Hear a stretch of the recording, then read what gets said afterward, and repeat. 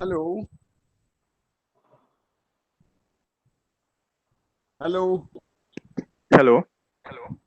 Dr. Sumit Good Prakash. morning, sir.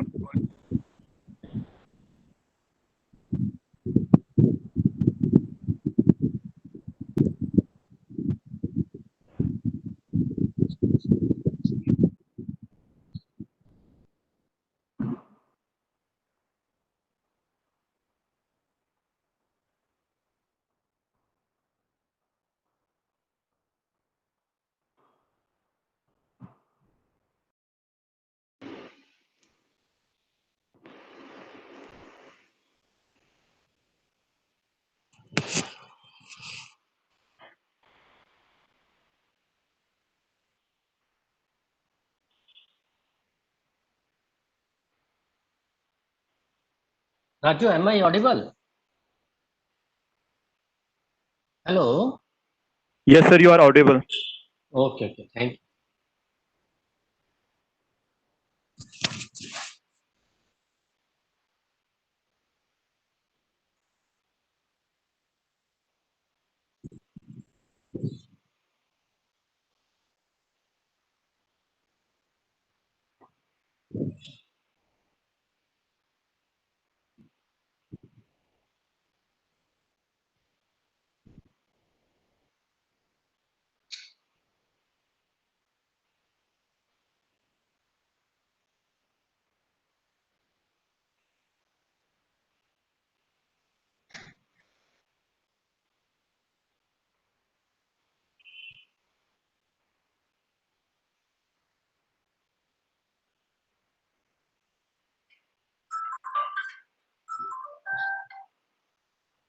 Hello?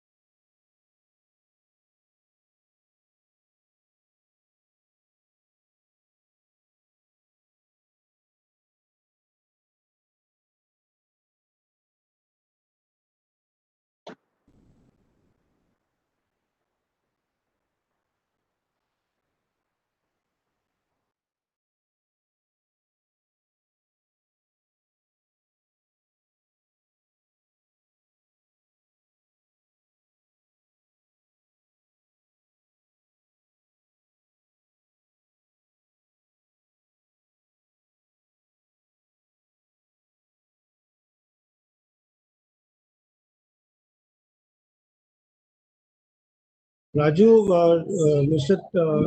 Assistant Secretary Tirupukaji is joining. Sir, we have Surya sir is actually contacting him, sir. We have sent him message. He have received the message, but we heard that, sir, he has some other meeting also, sir, at 11 to 1.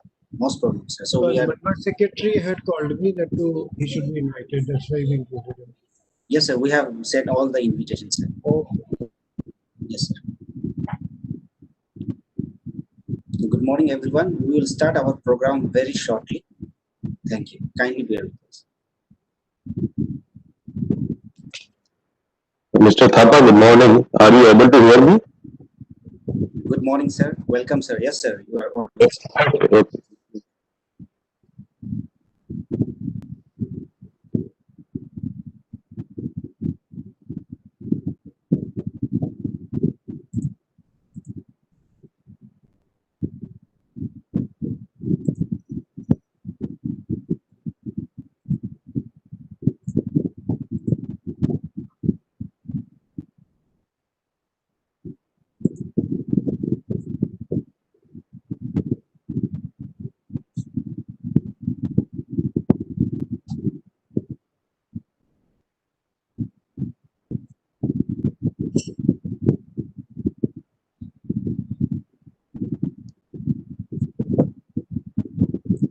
Good morning, sir.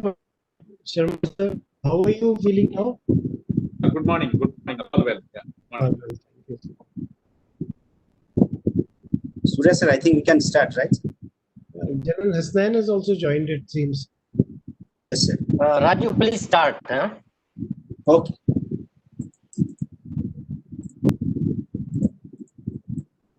Namaskar. Welcome to today's webinar on utilize the opportunity of social media and mobile technology, jointly organized by National Institute of Disaster Management and National Disaster Management Authority, Ministry of Home Affairs, Government of India. India, being one of the highly disaster vulnerable countries, has always been on its toe to confront the challenges posed by a number of disasters. A number of national interventions were carried out for disaster management. Honorable Prime Minister Sri Narendra Modi, during his address at Asian Ministerial Conference on Disaster Risk in 2016, outlined the 10-point agenda on disaster risk management, in which he provided direction to address all the unprecedented challenges of disaster. The point 7 of that agenda strongly encourages utilizing the opportunity provided by social media and mobile technology in the field of disaster management.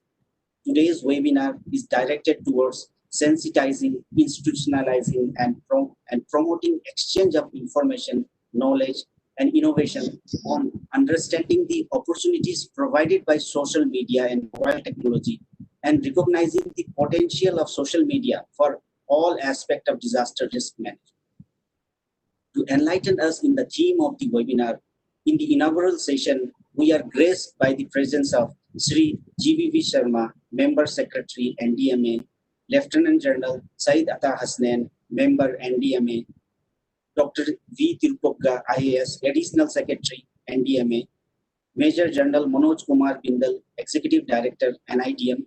We are also fortunate to have distinguished speaker, Professor V.K. Sharma, Vice Chairman, Sikkim SDMA, Brigadier Ajay Gangwar, Advisor, Operation and Communication, NDMA, Sri S.B. Mukesh, ADG, NABM, Sri S.S. Jain, Director, DM, Department of Telecommunication, Ministry of Communications, Ajit Batham, Project Officer, DDMA, and Professor Surya Prakash, Head, GMR Division, NIDM. Now, I would request Professor Surya Prakash, Head, GMR Division, NIDM, for his welcome address. Over to you, sir. Thank you, Mr. Raju Thapa. I welcome all the distinguished dignitaries in the inaugural program and also the distinguished speakers of the technical session. On my personal behalf and on behalf of NIDM, let me tell that the 10-point agenda which was given during the first Asia Ministerial Conference after the Sendai framework in 2015. This was held during 3rd to 5th of November at Vigyan Bhavan in New Delhi. And Honorable Prime Minister, none other than him, had actually inaugurated the program and given us the 10-point agenda on disaster risk reduction. Out of these 10-point agenda, today we are going to cover agenda point 7, which is focusing on role of social media and mobile technologies in all perspectives of disaster management. So this here we will be focusing on how the societal interventions and resilience can be brought by using the media that is most familiar with them. That is where they can intervene easily and can learn about disaster management and become resilient against the risks posed by them. So we will be covering all the aspects, technology aspect, media aspect, societal aspects. And for that, we have the resource persons from the respective departments, institutions, and the ministry. With these words, I welcome the dignitaries as the program coordinator and wish all the best to all the speakers for the today's program. Thank you, Raju. Thank you, sir. Now moving in, I will request Major General Manoj Kumar Bindal, Deceased Seva Medal, Executive Director, National Institute of Disaster Management, for his inaugural address. Over to you, sir. Thank you, Mr. Raju Thapa. First of all, heartiest welcome to all the participants who have joined. The number is about 350 right now, and all the distinguished panel and speakers who are there in the inaugural session and also will be speaking during the webinar. And sincere thanks to Mr. Shri GVV Sharma ji, Member Secretary NDMA, who actually he started this whole process of conducting webinars solely on the discussing the 10 items of the 10-point agenda in the month of August, September, and October, and dedicated sessions for that. Based on that, this particular series has been started between in collaboration of NIDM and NDMA. So I'm thankful to sir to think and conceive such a series and has tasked NIDM to do the same. We are also thankful that General Syed Atta Hasnain, with his large experience of dealing with media in everyday life lately, will be giving us certain good examples and will prove to us that what we think about how it can be put into practice. Dr. V. Thirupuga, who is looking after the social media platform of NDMA, has also been requested to speak as to how he has planned to take it forward. We have Brigadier Ajay Gangwar also from NDMA who'll be speaking because he's dealing with ops and communication. And we have two states who are representing us today. One is Sikkim, Professor V.K. Sharma, and Delhi UT, that is Mr. Ajit Batham. And we have from the Ministry of Communications, Sri Jain, and from the NABM, their Broadcasting Management Academy, Sri S.B. Mukesh, who has just taken over. And we are going to discuss a very important topic today, that is utilize the opportunities provided by social media and mobile and recognize the potential of social media and develop applications for all aspects of disaster risk management. This is the item number 7 of PM 10-point agenda, which was initiated in 2016. Talking about this particular topic, we are all aware that social media are the platforms that enable the interactive web by engaging users to participate in, comment on, and create content as means of communicating with other users and the public. So the media forges a direct link between the public and emergency organizations and plays a very important role in disseminating vital information to the public before, during, and after disasters. It assists in management of disasters by educating the public about the disasters, warning of hazards, gathering and transmitting information about affected areas, alerting government officials, relief organizations, and the public to specific needs, and also facilitating discussions about disaster and response for continuous improvement. To help the social media fulfill these roles, direct and effective working relationship between the media and disaster management organizations should be established and maintained.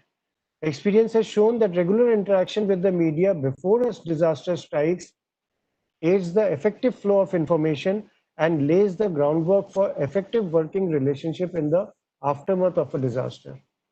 In managing disaster, the necessity of right information at the right time stands good, and it has not changed for centuries. People need warnings ahead of the disaster, and then in its aftermath, data on casualties, damage, supplies, and skills that are needed. Best way to bring in these resources that help, the fact that the assurance that the help is available and is being provided, and such like activities. There are many examples where public education and the rapid widespread dissemination of early warnings saved thousands of lives. In November 70, for example, a tropical cyclone which combined with a high tide struck southeastern Bangladesh, leaving more than 300,000 people dead and 1.3 million homeless. In May 85, that is after 15 years later, a comparable cyclone and storm hit the same area. This time, there was better local dissemination of disaster warnings, and people were better prepared, and they responded to them. The loss of lives, although still high, was about 10,000, but 3% that of 1970. And similarly, the same similar cyclone struck the same area in 94. Less than 1,000 people died. And so, similar examples we can see in Orissa, where Cyclone Fani, Phylin, Hudud, they all have been hitting repeatedly, and the loss to life and damage to property has been progressively reducing because of a better dissemination system, alerting and dissemination system put in place. On the other hand, there are many examples where absence of alert and warning has resulted into huge number of casualties and extensive damage to property, like Bhopal gas leak, 1999 super cyclone in Orissa, 2004 Indian tsunami. They are the recent example where timely alert could have saved millions of people and enormous property. So these examples make it clear that social media, with its instantaneous outreach throughout the world, plays a very vital role in educating the public about disasters, warning of hazards, gathering and transmitting information about affected areas, alerting government officials, relief organizations, and the public to the specific needs, and facilitating discussions about the disaster preparedness and response. And also, it can also assist in pre-disaster education. This may be crucial to an effective warning process. They provide information and advice to victims and others in the wake of disasters. And they also help activating the local disaster response by assisting in stimulating effective disaster uh, leap. Shell, because we have such esteemed panelists who will be speaking, uh, I will finish by saying that with this increased knowledge of social media and technological advancement, it will help us to provide reasonable early warning about various hazards and help us to save lives. The question is, how do we connect this development of science, of social media and mobile technologies, and convert that into an actionable plan wherein it reaches the right people at the right time. With this, I finish my opening remarks, and once again, uh, thank all the panelists for coming on this webinar, and I welcome all the participants once again. Thank you so much. Over to you, Raju. Thank you, sir. Thank you very much for your address and underlining the importance of mobile technology to provide information and better decision for effective disaster management system. Now, I would request Lieutenant General Saeed Atta Hasnain, member National NDMA, recipient of Param Vishesh Seva Medal, Uttam Youth Seva Medal, Ati Vishesh Seva Medal, Sena Medal, Vishesh Seva Medal for his special address. Over to you, sir.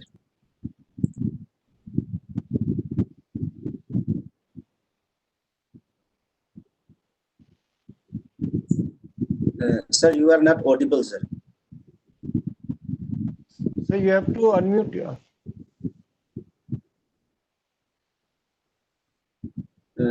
Still not audible, sir. Now it is audible, Raju. He has unmuted the mic. Please, sir, unmute the mic.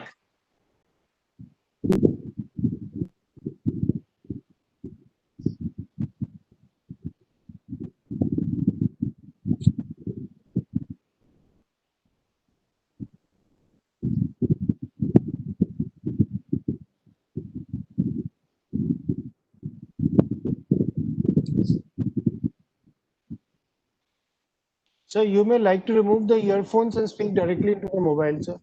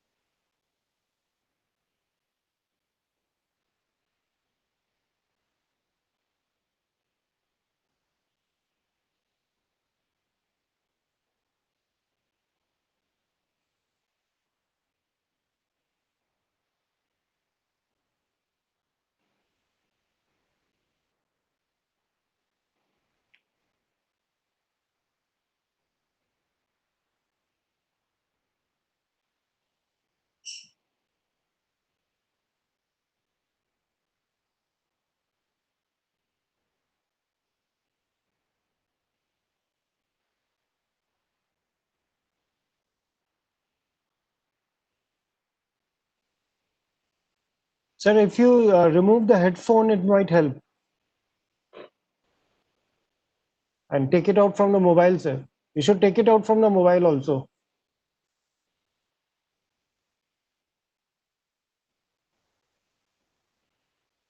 Raju, sir will come back again. Let's start with the other once he is connected.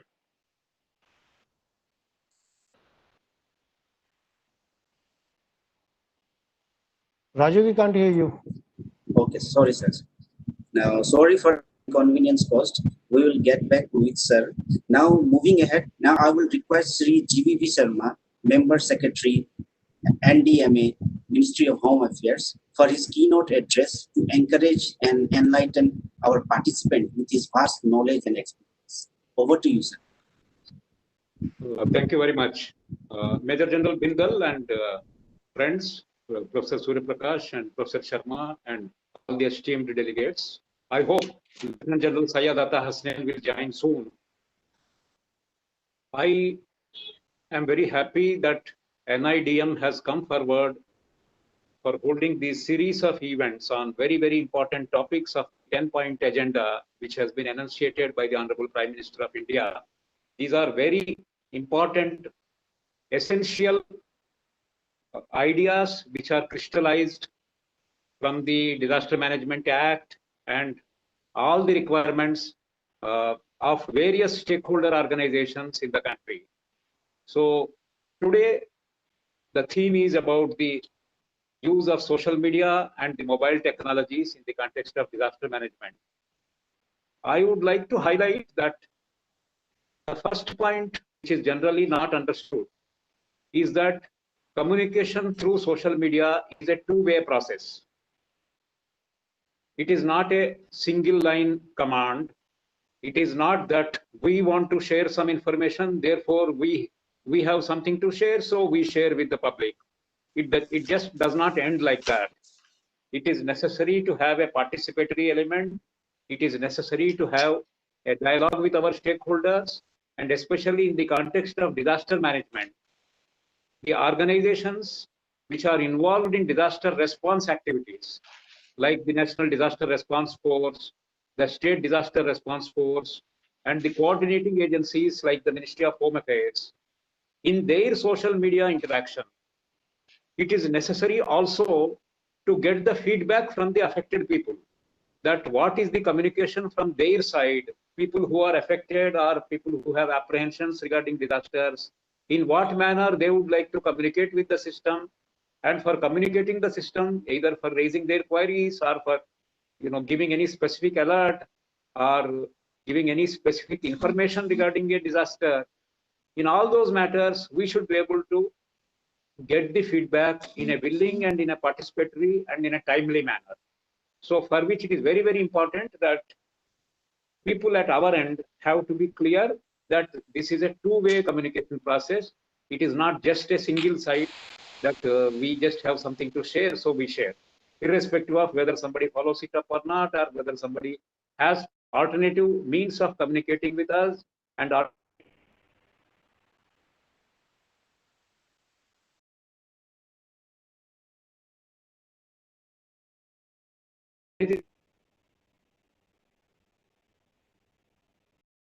And the second point I would like to mention,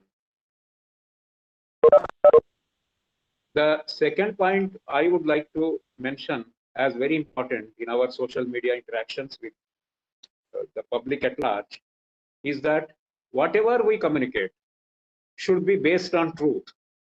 It should be based on ground realities, and it is not our focus to misrepresent the facts. We have to be realistic and we have to be based on the ground realities. So therefore, it is extremely important so that the overall credibility of the social media platform of our organizations is the credibility can be enhanced only if not only we state the truth, but we should be seen to be stating the truth. So therefore, it is important that even if certain information is critical, it may not be palatable, it may not be positive, even then it is necessary that such information is also allowed to pass on through the social media, and then effectively whatever is the counter picture that should be given by the concerned authorities. So the important point I would like to mention is that our social media interactions have to be based on the truth and it should be based on ground realities. Then the third point I would like to mention is that while the mobile technologies are important, while the social media is important, this is not a panacea for actual work at the ground level. It is extremely important to keep it in mind that disaster management is a holistic process. It is not disaster response alone. There are a number of things which need to be done well before the disaster phase. There have to be capacity building, there has to be prevention, there has to be mitigation, there have to be a number of holistic measures for reducing the disaster risk. And then, of course, during response time, we have, of course, relief, rescue, we have the basic rehabilitation, then you have rehabilitation of the livelihoods, reconstruction of livelihoods. All these will come as a part of a whole cycle of events in which disaster response is one important activity. Therefore, in all our interactions pertaining to social media, we have to keep in mind that all the aspects of disaster management and all the components of the disaster management cycle in a holistic manner is addressed, because normally the typical human tendency is to highlight on response, which is good. Response is important activity.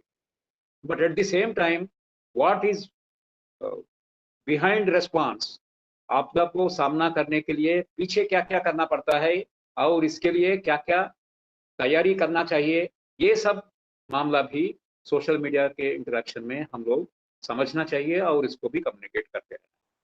With these words, once again, I thank NIDM for having come forward for this event, and I look forward to active participation by all the distinguished participants. Thank you very much.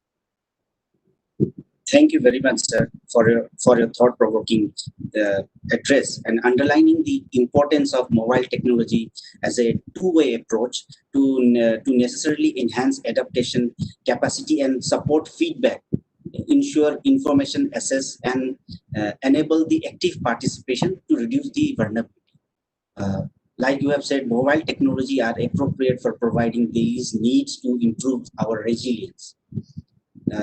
Now, I will like to call upon Dr. Harjeet Kaur, a young professional, NIDM. Well, Raju, I think General Hasnan has joined. Just request him. Yeah. Okay.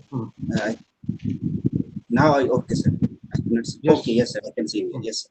Now, I will request Lieutenant General Atsaid Atta Hassan, sir, to kindly give us a special address in the inaugural session. Sir, over to you, sir. Am I being seen there now? Yes. Yes, sir. You're audible and visible. Sir. Can I be heard also? Yes, sir. Sorry, my apologies. My deep apologies. Technology, we are discussing social media, and that's exactly what the issue here also. We were having a problem of technology here. Anyway, my pleasure completely to be joining into this excellent webinar on a subject which is very, very close to my heart.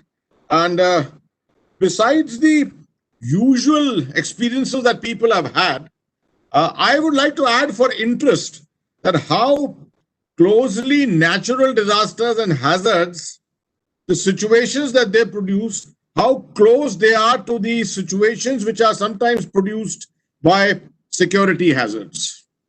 Take your mind to 9/11. Take your mind to 26/11 in Mumbai. Right? Both were massive disasters. 26/11 extending for about 2 to 3 days.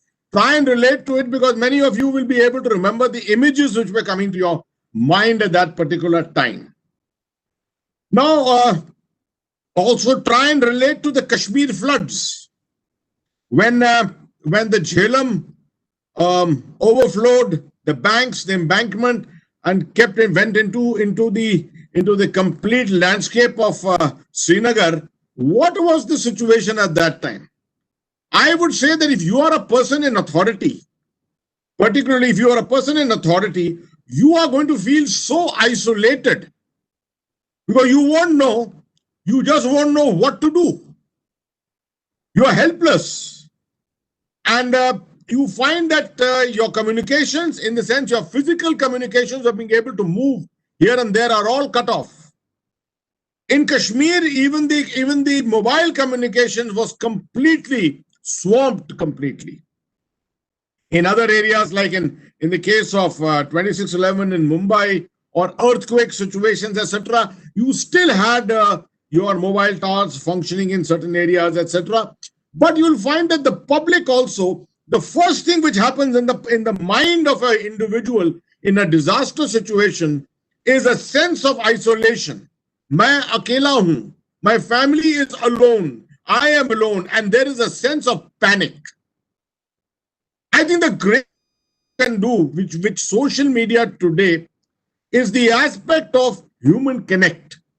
There is the whole psyche of the human connect, that immediately you can connect with someone, seek assistance, if nothing else, at least share your dilemma, and that will lighten your load immediately. You will get a tremendous amount of advice from people, from specialists, etc., if the systems are all put in place. So let me start with this particular aspect, the psychological aspect of what a human faces, even in leadership circles or under normal circumstances. A normal man in the street, what does he suffer? I do think that one of the greatest things which happens today is the ability, if you've got everything put together, if the establishment, if the government and the organizations have got everything put together into some kind of a system, then there is a tremendous scope immediately for outreach to the people. Now, this is particularly so in the response time. Now, as you are aware, mostly these situations are all divided out into pre-disaster situations, the disaster situation itself, and the post-disaster situation. In the pre-disaster situation, if you have recognized this issue, put together your systems, obviously you are directly addressing the whole issue of disaster risk management to reduce the effect of disaster. Because there'll be far too many people panicking, there'll be far too many people without support and assistance.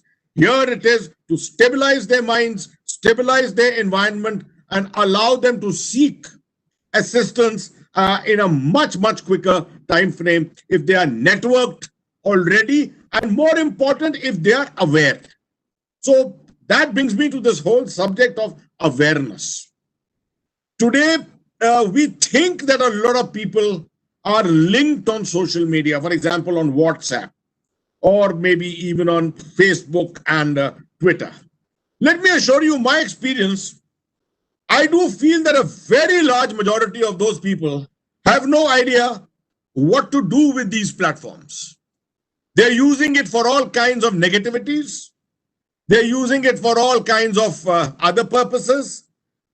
But my experience tells me that if you try and educate them on how social media can be used to come to their assistance under emergent conditions of security attacks or disaster hazards or things like that, there is immense resistance to learning.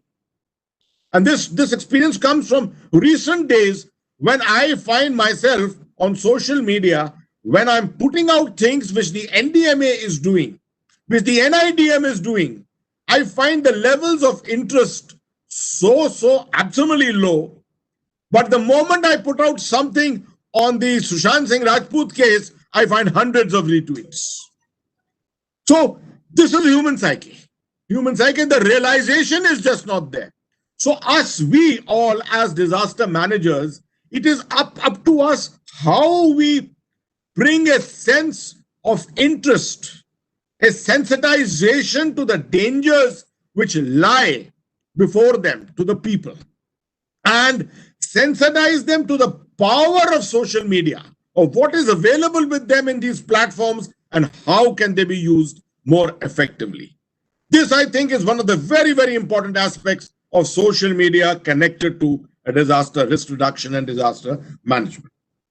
The whole concept of IEC, information, education, and communication, in that the education part comes in very, very strongly into ensuring that the outreach on these aspects is brought home to the people completely, triggering their interest, catching their attention. How do you do it? Otherwise, by nature, human beings are trivial in their approach to such technologies. They take them as essentially as entertainment and nothing more than that. Okay, I do believe that besides anything else, of course, the fact that if the systems remain in place in a disaster situation, or even if they are restored in the quickest time frame, the aspect of relief work is obvious to all of us. We know that we have relief teams, we have got the NDRF, we've got local communities. Now, empowering local communities is one huge thing which social media can do. Because the local communities are the people who know best. They know the situation on the ground. Maybe the technological aspects of disaster relief may not dawn on them completely. This is the time when some identified people in the local communities are there in pre-existing form of organization, outreach to them, telling them, educating them, informing them, and directing them can assist great way as far as relief work goes. I would go to the extent, I'm quite fascinated by this Abda Mitra scheme which is going on, and I do think that in the Abda Mitra program, in the whole aspect of the volunteers who work for disaster relief, this aspect of social media training is a must, because I think ultimately these are the people who will ultimately become your social media relief or social media disaster warriors. In many ways, these people are the ones who know the local conditions best, if they are already trained in the essentials of relief work, and they're adept at the use of social media. Then they are the ones who take on this responsibility. And some of them are the ones who sit perhaps in the nodal centers, in the state emergency operation centers, etc., and manage this entire thing. Because it is I would say just an ordinary individual out somewhere from the bureaucracy being placed here and asked to do this work is not going to meet your requirements. Your requirements are specialized, and therefore it is about time, like we in the armed forces are attempting to now create social media warriors or information warriors.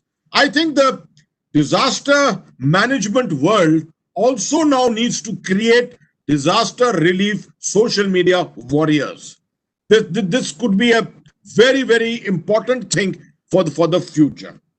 I also feel that time will come, maybe still a little too early, where every individual in a disaster prone area has to have on his mobiles, on his instrument, some kind of an app which needs to be developed over a period of time. And this can always be done in conjunction with many of our outstanding technical education institutions like the IITs, etc., with a specific APDA app, which is created, downloaded on his mobile, which is activated, required during an exercise or during an actual disaster, which will give the kind of information which we need as disaster risk managers.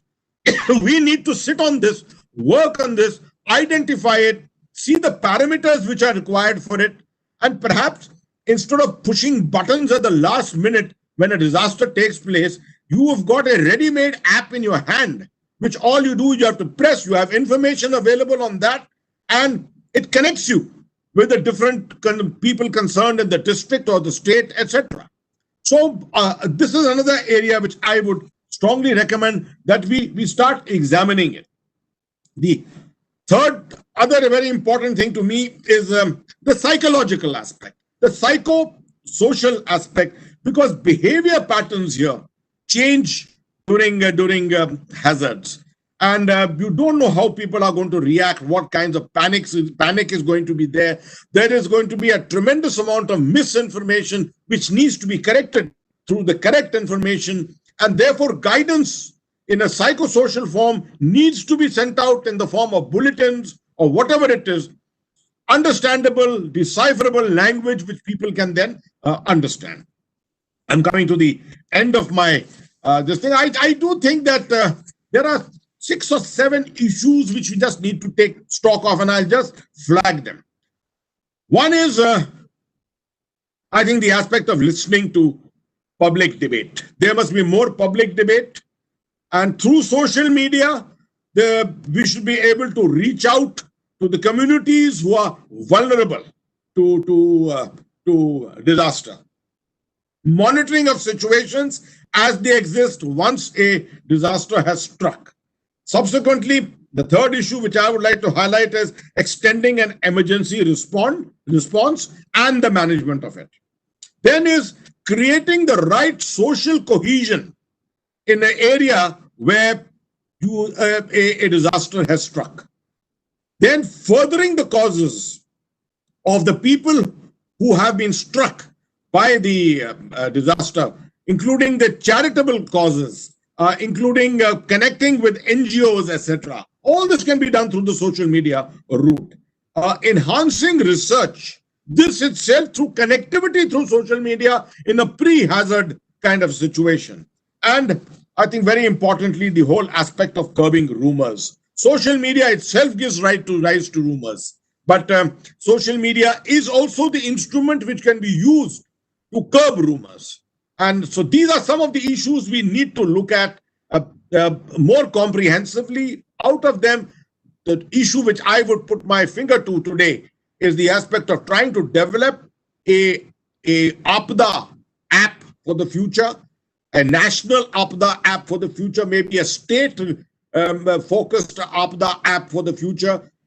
And the second issue of which I would focus on is the need to train more social media disaster relief warriors. Thank you very much for your time. I'll stop there. Thank you, sir, for sharing your experience and highlighting the role and scope social media has in disseminating the information about disaster by allowing people to share information and ask for help. And social media are becoming vital to recovery efforts after crisis. And sir, you have rightly highlighted, in order to build disaster resilient communities, there is a need to empower community to get engaged in all the phases of disaster management, whether it be prevention, mitigation, preparedness, response, or recovery. Thank you very much, sir. Now I will request Dr. Harjeet Kaur, young professional at IDM, for her vote of thanks. Over to you, ma'am. Thank you, Raju. It's my privilege to take this opportunity to place on record our vote of thanks for today's webinar. First of all, I would like to propose a hearty vote of thanks to our Chief Guest, Shri GVV Sharma, Member Secretary, NDMA, for gracing today's webinar and delivering the keynote address.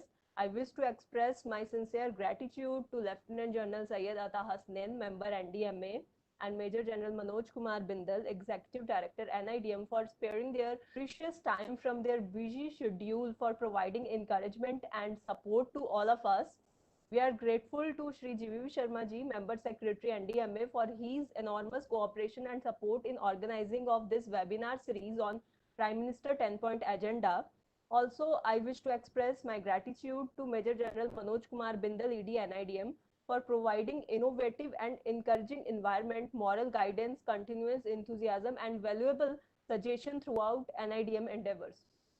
I must mention a deep sense of appreciation for our distinguished speakers, Professor V.K. Sharma, Vice Chairman, Sikkim State Disaster Management Authority, Brigadier Ajay Gangwar, Advisor NDMA, Shri S.B. Mukesh, ADG NABM, Shri S.S. Jain, Director Department of Telecommunication, Ministry of Communication, Shri Ajit Batham, Project Officer, Delhi Disaster Management Authority, and Professor Surya Prakash, Head GMRD NIDM, for their presence to enlighten the participants with their vast knowledge and experiences.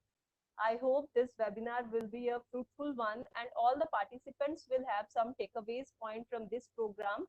Thank you. Dhanyavad. Over to you, Raju.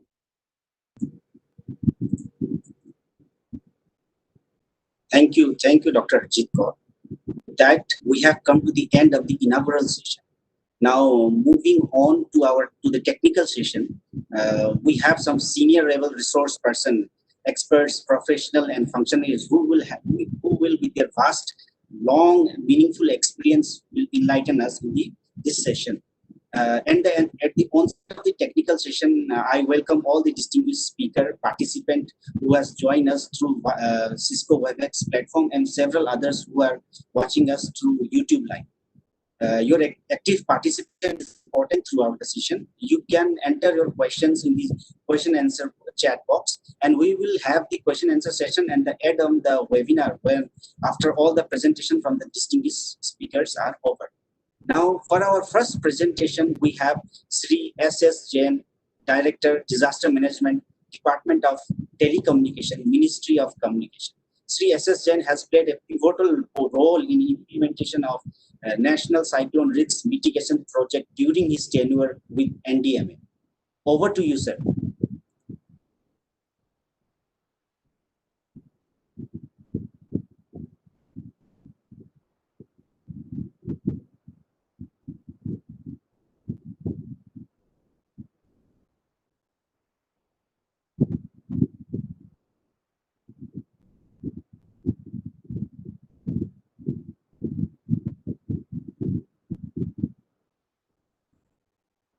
Jain, sir?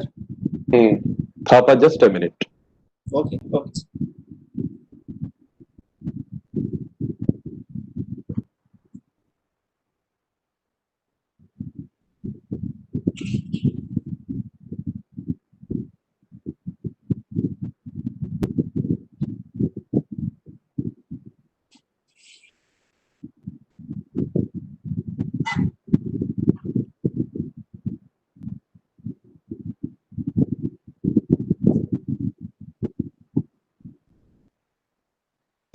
Thanks, Mr. Thapa. Good morning, and feel honored to be here with all of you. Am I audible properly? Yes, sir. You are audible Okay. and your presentation is visible. Okay. So during this discussion, focus on mobile technologies and the various initiatives taken by Department of Telecommunications, Ministry of Communication to contain spread of COVID-19 using various mobile technologies.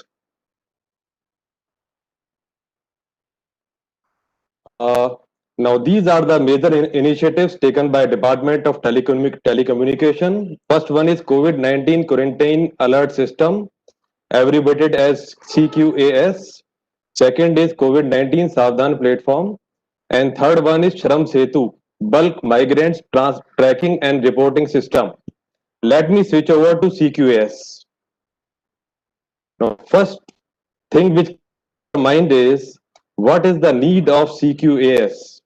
We all know that whenever any person is declared corona positive, then in that case, that person has to be quarantined for a definite period of time. Now, this time period varies from state to state, and it is approximately 10 to 21 days. Lot of instances of breach of this quarantine has been noticed. Now, quarantine may be in the form of home quarantine or institutional quarantine. Now, naturally, state governments were highly concerned about the breach of quarantine and the possible community spread due to breach of quarantine. So, a solution is offered by Department of Telecommunication in the form of CQAS. Now, how it works is, when the information regarding mobile numbers, home address, and quarantine period is received from the state governments by DOT field units, then this information is being fed to CQAS server.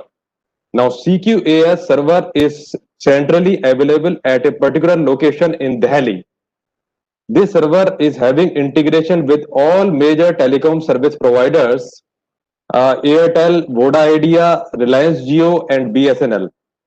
Now, what it does is it creates a geofence around the home location of the quarantined person. And when this geofence is breached by the quarantined person, then the information is being passed on to the concerned state government authorities through alert message as well as email. This system is also having integration with NDMA GIS server. In case when any breach is noticed, then the information regarding home location and current location of that particular person is also being passed on to the NDMA GIS server so that they are able to plot it on their server. This system is also having integration with some of the dashboards developed by state governments. Now, let me talk a little bit about geofence. Geofence means approximately a perimeter of 300 meters around the home location of the quarantined person is framed virtually, and whenever any breach happens, then the state government is being informed. Now, you can always say that why 300 meters? Now, it is due to limitations available with the telecom technology. So if the person moves beyond 300 meters only, then only it is going to get noticed, then and the alarm is being given to state government. Now, what the state government can do?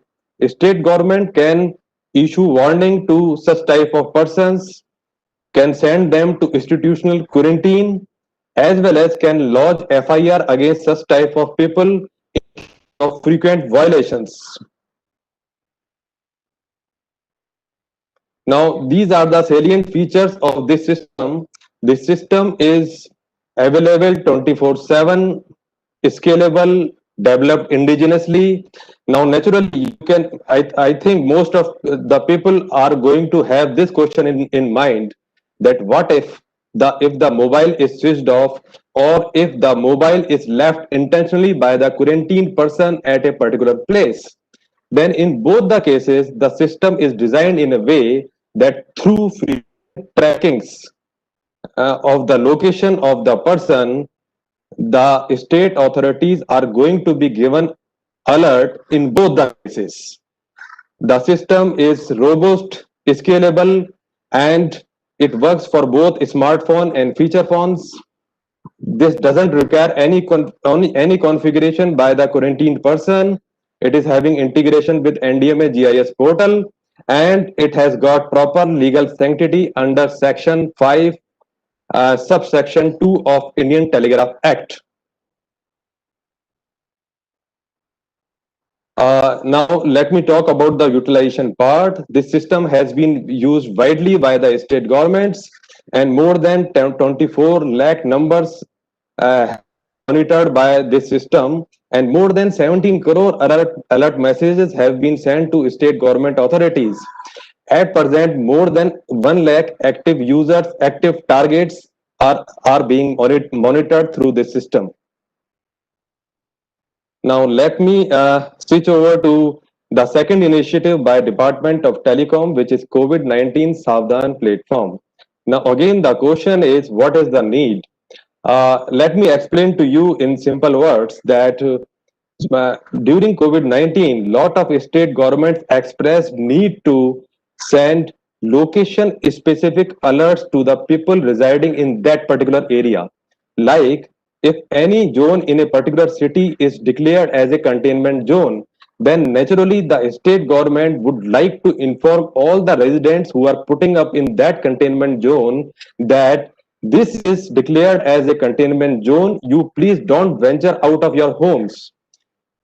Other than this, such similar type of information like availability of testing facility in a particular area, quarantine facility in a particular area, as well as essential supply distribution points in a particular area, such type of information was required to be given in geo-intelligent manner.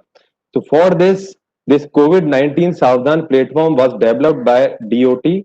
In fact, this is developed by our technical arm, Center for Development of Telematics, for telematics. Now, how are we able to provide the information? Naturally, the content of the message is going to be controlled by the SDMA or NDMA or MHA.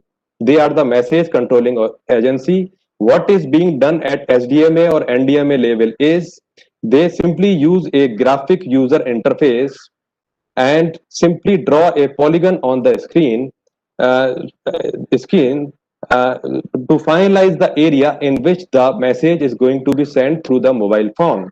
Once they draw the polygon, then all the mobile towers which are available in that particular area are automatically selected, and the subscribers or customers who are latched with these mobile towers, they get this message automatically. So this is completely automated approach, almost near real time, but I won't say it is real time because sometimes depending upon the number of customers selected, there is a delay of half an hour or 1 hour. And it caters to tourists as well as roamers also. It means if somebody is roaming around in that area and he does not belong to that state, even then he is going to get the message. No app is to be downloaded in this case. No subscription is required. And since this is completely automated, you can always schedule the alert dissemination. Message can be sent even at 2 o'clock in the night.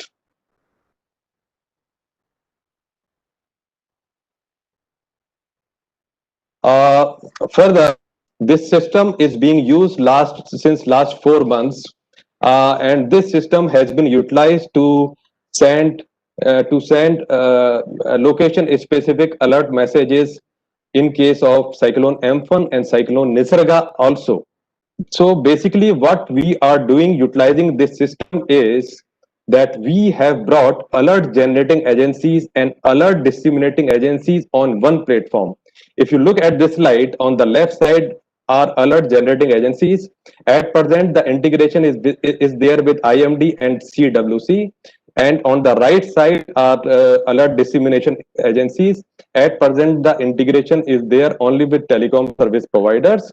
But very soon we are going to upscale this project, and we are going to have all alert generating agencies and all alert disseminating agencies on board. What I mean by alert disseminating agencies is like All India Radio, television channels, private FM channels, electronic sirens, etc. This way the project is going to be upscaled, and naturally the content of the message is going to be controlled by NDMA or SDMA. I'm sorry, little bit of now how this system is being utilized. So this system has been utilized extensively by 26 states, and more than 150 crore SMS have been sent in geo-intelligent manner, and that too free of cost. And the SMS have been sent in English and 16 other regional languages.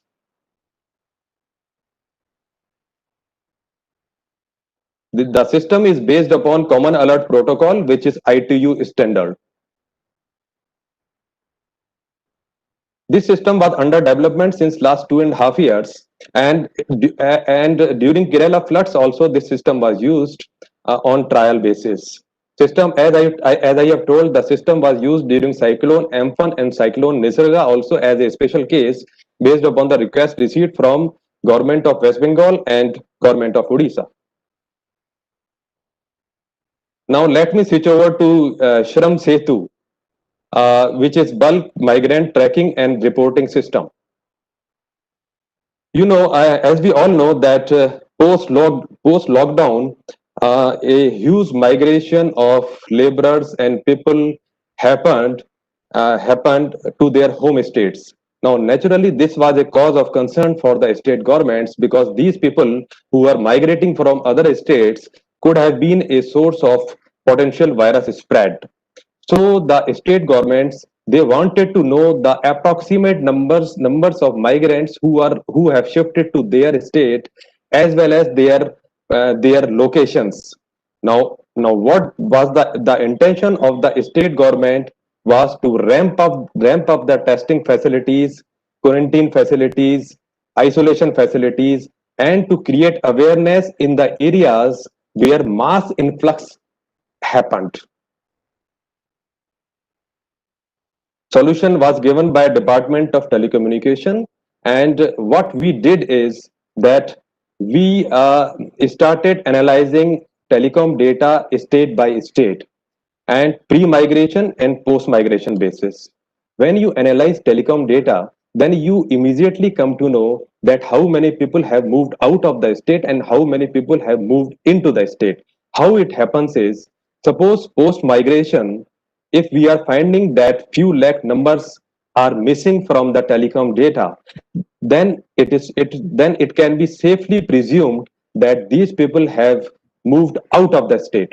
And if some numbers have been added post migration, then it can be safely presumed that these people have moved to this particular state. But the concept is very simple, but the implementation proved very difficult for us, because we have to analyze pan-India telecom data of all the states, and for this purpose, we had to utilize big data analytics. When this information was provided to state governments regarding the numbers as well as locations, then the state government could utilize this information in a meaningful manner and could put these people under institutional or home quarantine, could create awareness in the masses, in the close proximity to them, as well as ramp up or improve their testing facilities in those particular areas. Now, let me just give you a chart how the system has provided details for Bihar. For the state of Bihar, when this analysis was done between 30th April to 31st of May, then we came to know that millions of people have moved to Bihar. Like from Uttar Pradesh, approximately 4,52,774 people moved to Bihar. So this way, we were able to help state governments, SDMAs, as well as NDMA for providing a proper response to meet up the challenge posed by COVID-19. So with this, all the major initiatives taken by DOT, Ministry of Communication, is over. And with this, I conclude my presentation. Thank you all.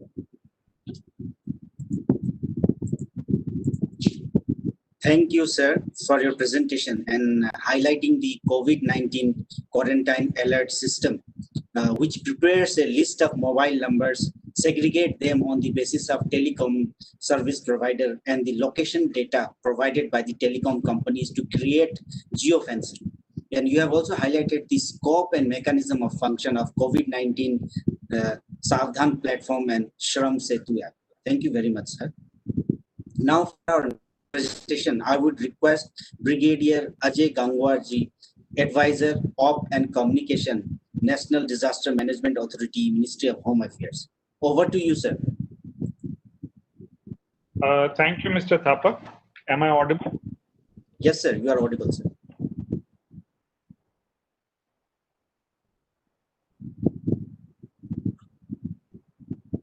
Yeah, good morning, everyone. I am Advisor Operations and Communications at NDMA. And I would like to thank both the NIDM and NDMA to afford me this opportunity to share my thoughts on the utility of social media and mobile technologies in disaster management. While the time allotted to the speakers is not really sufficient to tackle such a vast topic, but let me try and attempt to do justice. I don't have a presentation, so I would be speaking from my notes.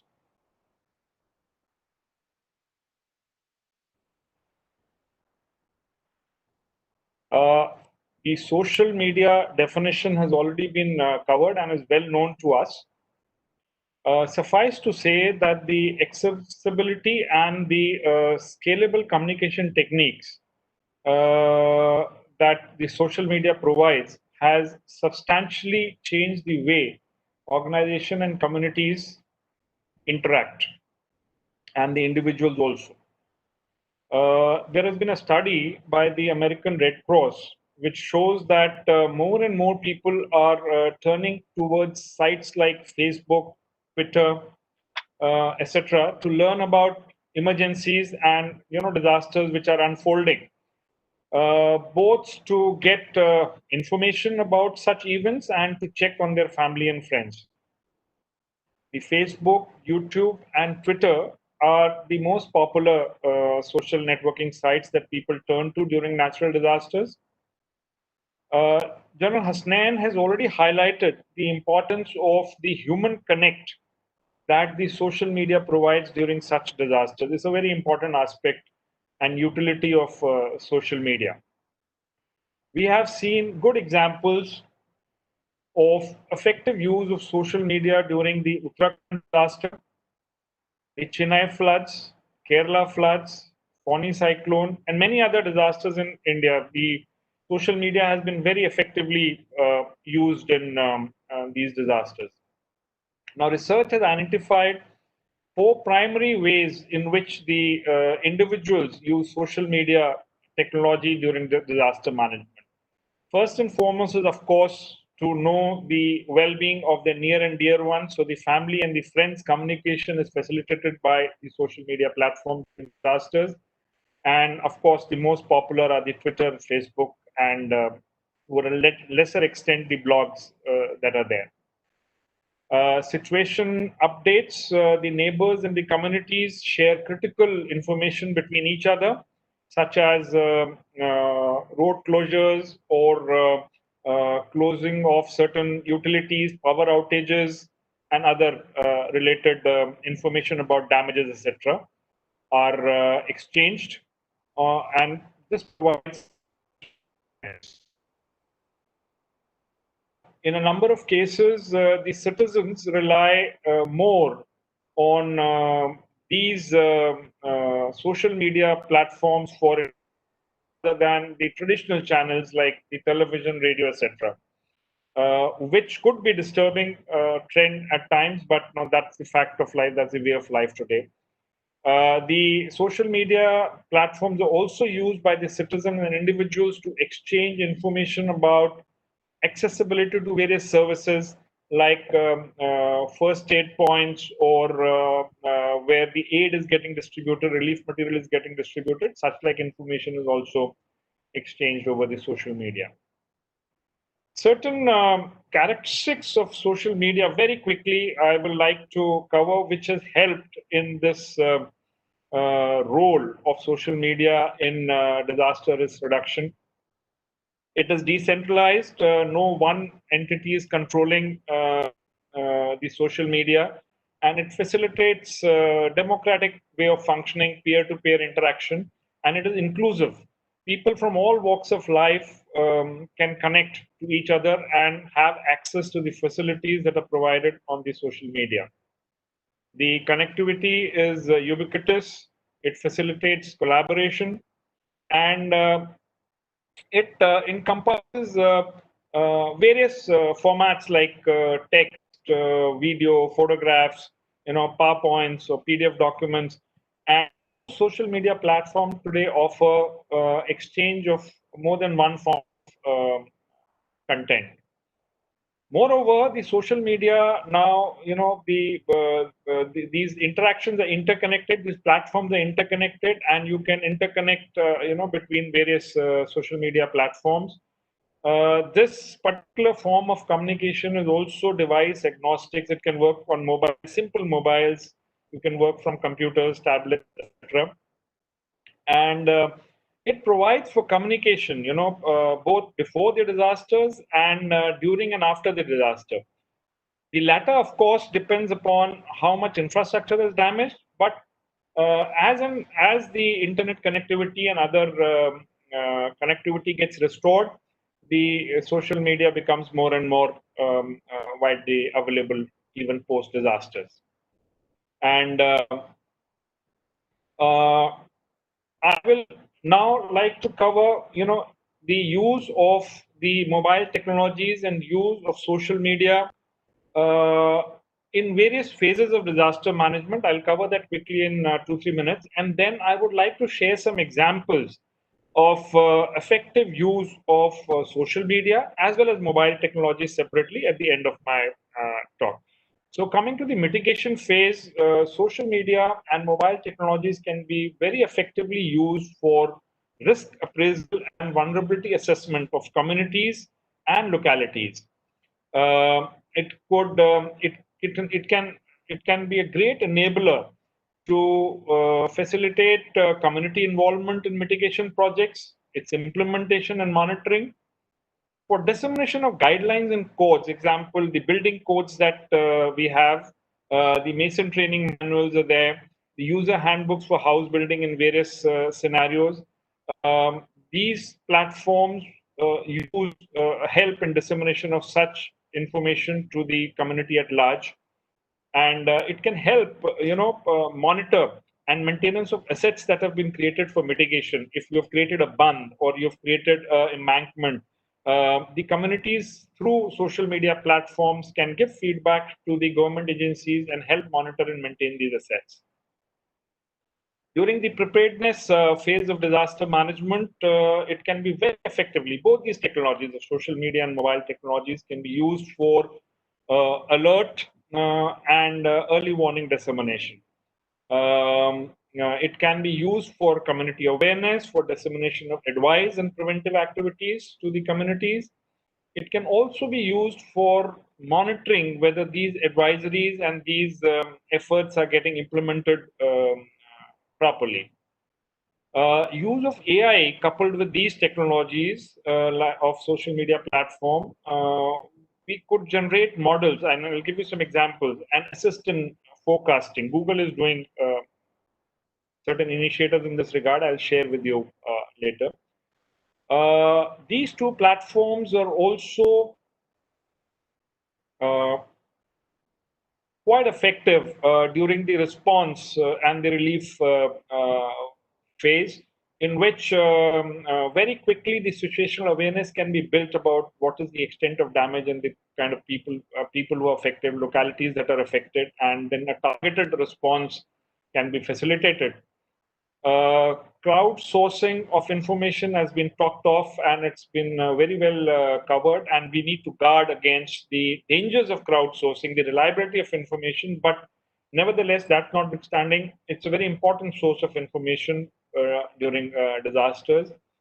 During the response phase, these two technologies, the social media technologies and the mobile technologies, can greatly facilitate collaborative problem solving and decision making. The decision makers and the affected communities can collaborate with each other and get targeted and effective response. It can help in quick response deployment of responders as well as the relief material.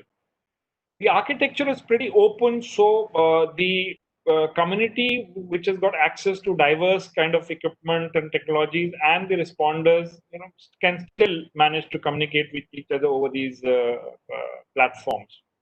Tracking of victims is a very important application which uses both the social media as well as the mobile technologies. And this is something which was used in a limited manner during the Uttarakhand disasters also. And we are in the process of doing a little research in this. How can we take this forward? How can we use the call data of the individuals to track their location before and after disasters, just like the way the DOT is already used for tracking migration patterns.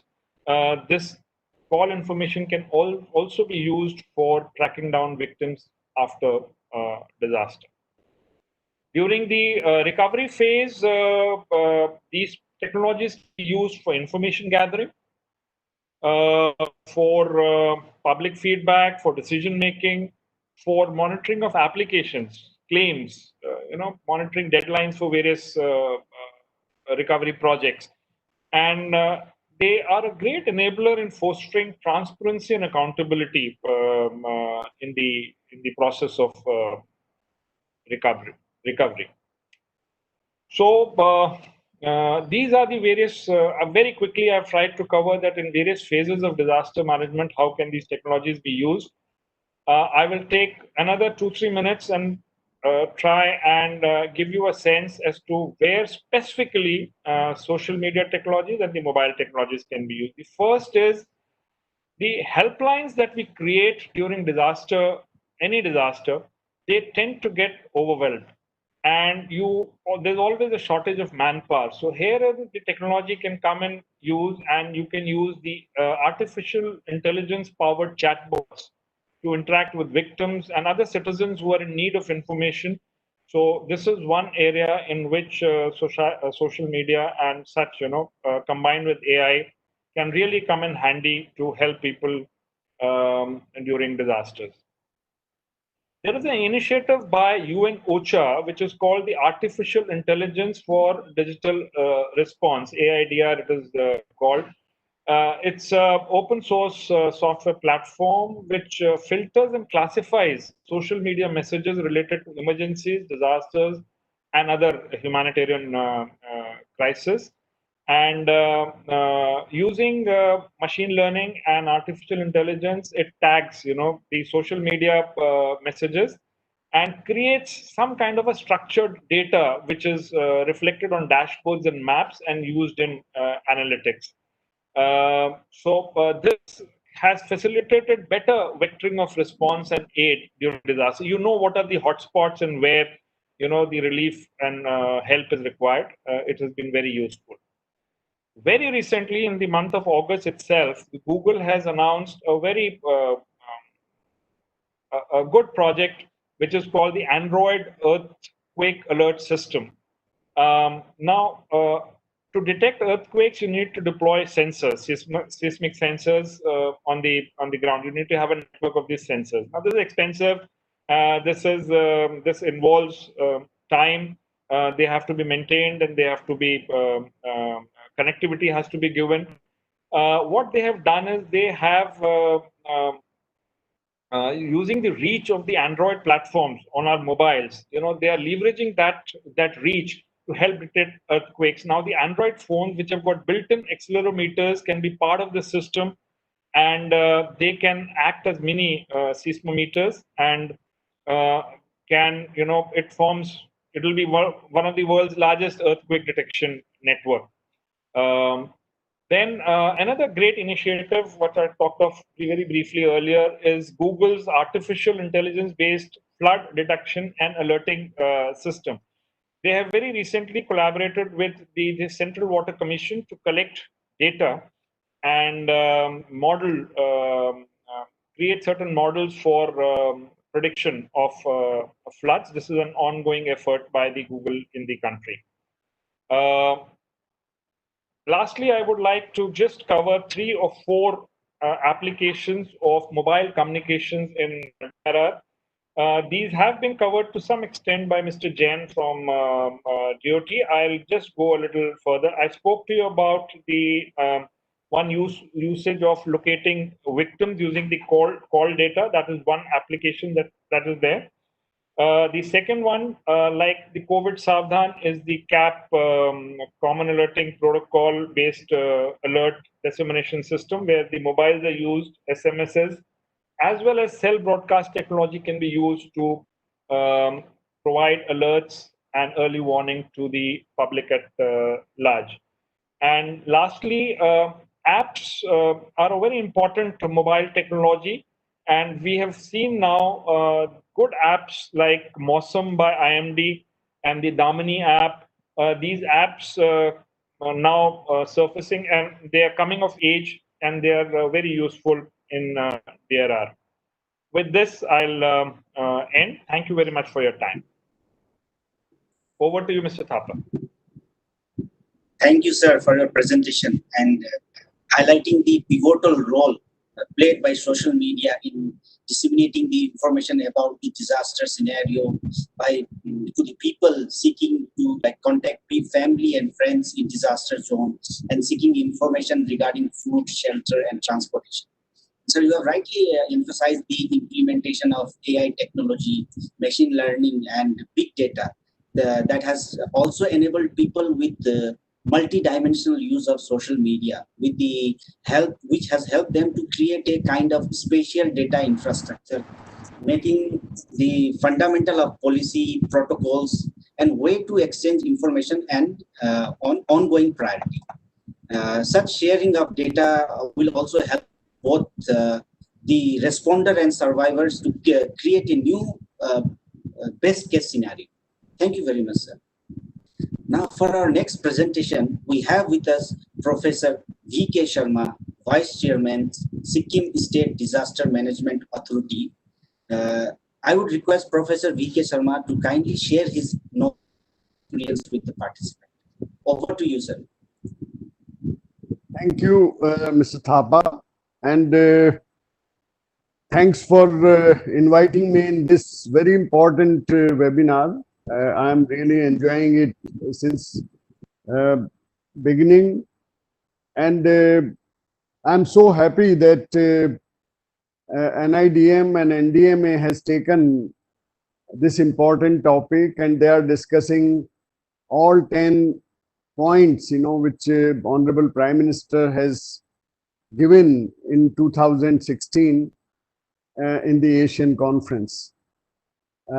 This is a wonderful initiative, and I would like to say that because about 600 participants are attending this webinar, so let me explain to them, and most of them I am seeing the list. They are students and they are teachers, some associate professors. So I think it will be good in case I explain that Honorable Prime Minister in 2016 summarized 3 important things, because I think you might be knowing that in 2015 there was Sendai framework, and it is from 2015 to 2030, and India is signatory. Honorable Home Minister Shri Rajnath Singh, he signed that, that time in 2015 in Sendai. And then there is second thing which you might be knowing, that SDGs, Sustainable Development Goals, which are again for 15 years, 2015 to 2030, and India is again signatory to that also. 2015, the Paris Agreement, and you might be knowing that India signed it a little later, but we are signatory to Paris Agreement, in which climate change, and we know the impact of climate change on natural disasters. So Honorable Prime Minister combined all three and gave these 10 points. So I think this is the summary. These 10 points is Bible for us, whoever is working in disaster risk reduction in India. I think we should know that how important all these points are for us. And this point, point 7, I think social media, and I think it is very well described. I was hearing Brigadier Gangwar, and I think very nicely, he presented that how, we are using it and what is the potential of social media. Let me give you a little more historical part of it, but that we recognize anybody who is working in disaster management, we recognize the importance of information. And there was a decade, 1990 till 99, the United Nations declared that IDNDR, International Decade for Natural Disaster Reduction. And in IDNDR, there was one slogan one year, that is, information is the key. In fact, all 10 years, they gave different slogans and they tried to create awareness about disaster management those days. Now it is called as risk reduction. So they tried to emphasize all important part. And I want to say that information or information management, information dissemination, they gave the title, information is the key. So I think that was initiated by the United Nations IDNDR in high-powered committee, which was set up by our former Prime Minister, Shri Atal Bihari Vajpayee, in 1999. And in high-powered committee also, I was part of that, and I am fortunate to tell you that we consider the importance of information and media. Now, social media is very important, but those days, in 1999, we were saying the importance of media.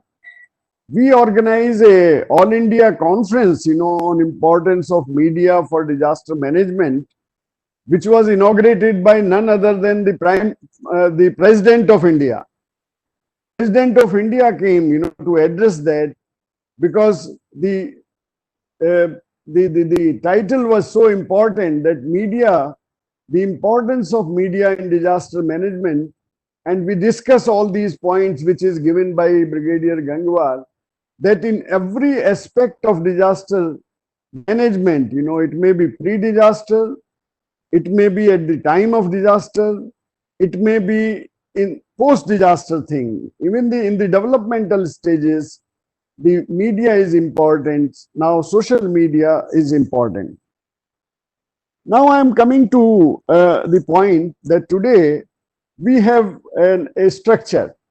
We have National Disaster Management Authority, which is doing a lot, and you see that they are involved in, Brigadier Gangwar gave some initiatives, because he's with the NDMA, he's advisor.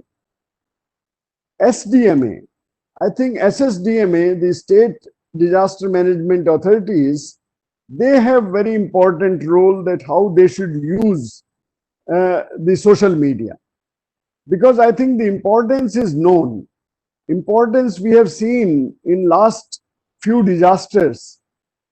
Several examples are given. For example, Chennai flood, for example, the Kerala flood.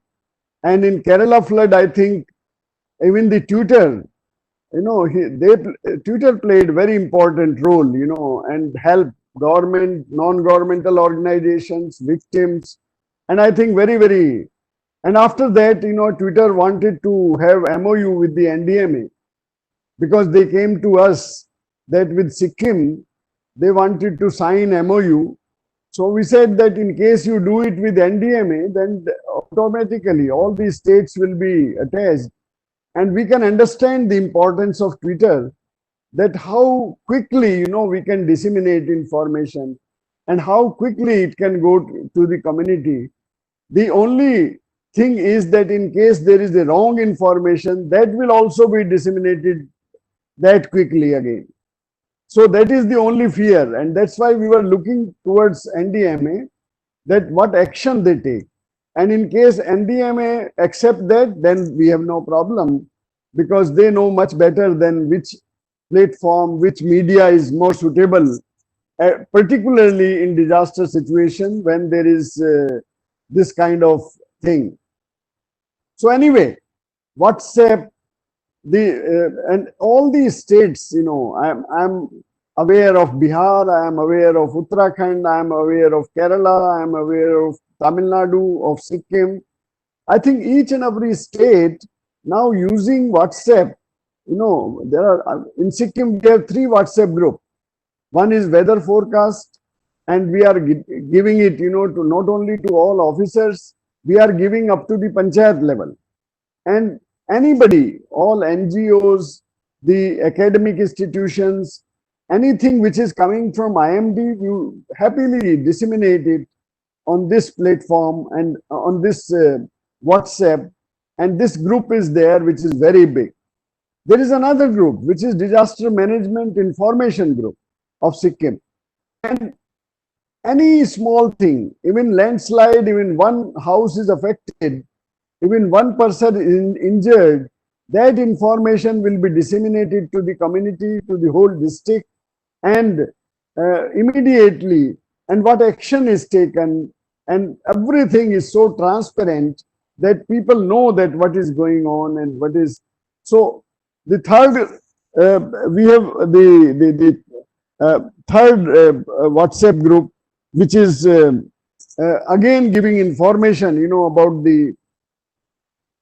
about academic exercises like training, like all the trained officers, they have one group, and they are communicating in themselves, because as very rightly said by General Atta Hasnain, that community is also very knowledgeable. Even our officers are very knowledgeable. So we should get their knowledge also.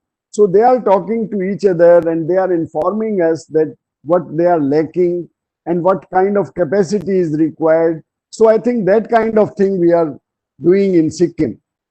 I am coming to several examples which are known to me, and several examples given by Mr. Jain, who is very knowledgeable, and he gave that how this communication used in the COVID-19. Brigadier Gangwar very nicely gave the initiatives of the NDMA. I would like to tell you that now social media is used. Bangladesh, which is having the maximum number of volunteers, for cyclone, because cyclone is their problem, and they have a very big group. I mean, I know that few years back it was about 83,000 people were volunteers, in the country, 83,000. Now it may be more. And one thing which I like there, that each taluk, they have a WhatsApp group, and in case anything happen, the volunteers are informed and they immediately act. So based on that, in Sikkim, we are going to do the same way, and we are trying to make, the volunteer groups, district wise. We have only 4 districts, and in 4 districts we have started, taking details of volunteers.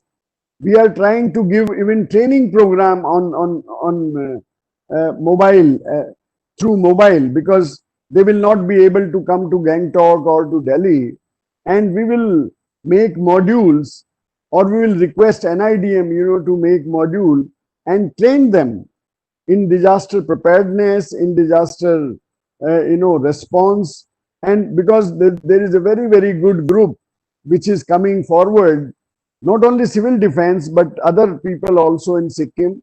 And so I think we want to utilize this as an opportunity and want to train them so that they can be utilized. Because if we depend only on NDRF, it will take time. We have seen in 2011, I think NDRF came much, I mean, 3-4 days later than there was no SDRF. So now we are more prepared actually. We have SDRF, we have volunteers, we have civil defense groups, and before the NDRF, join them, they can start working. Even one platoon of NDRF is based on in Sikkim, because our experience was that in case they will come from West Bengal or from some other place, it will take a lot of time. In last, I will say that I think today, this is the time of, because I was member of UN ISDR STAG. STAG means the Asia Science Technology Academia Advisory Group.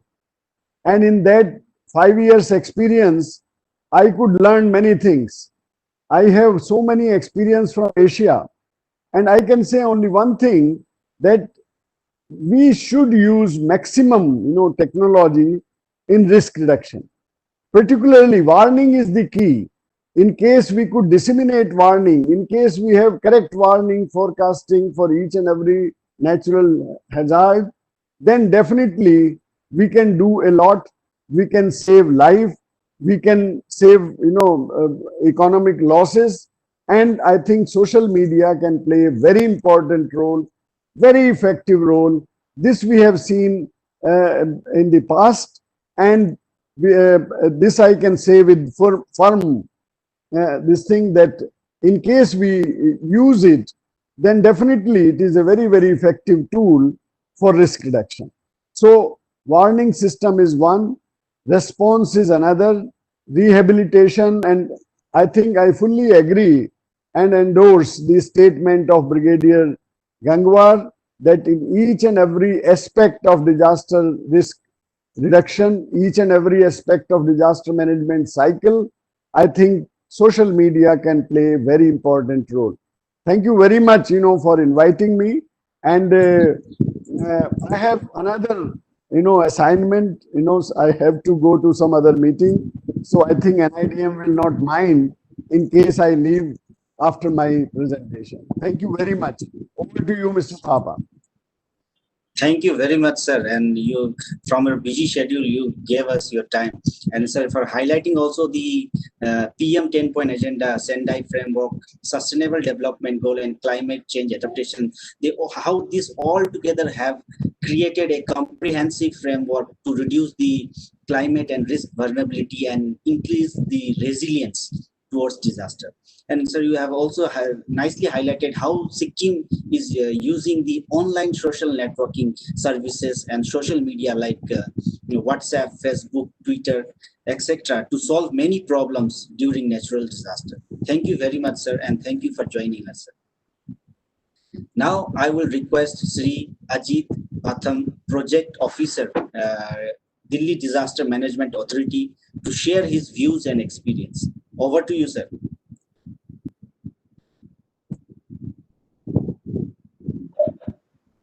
Hello, Raju. Am I audible?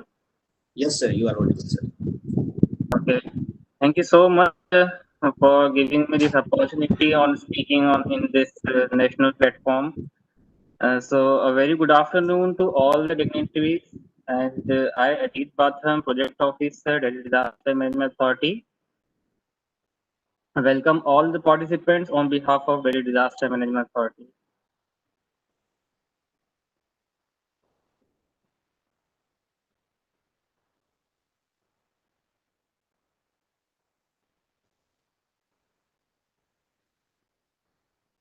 Just wait, I'm just sharing my PPT.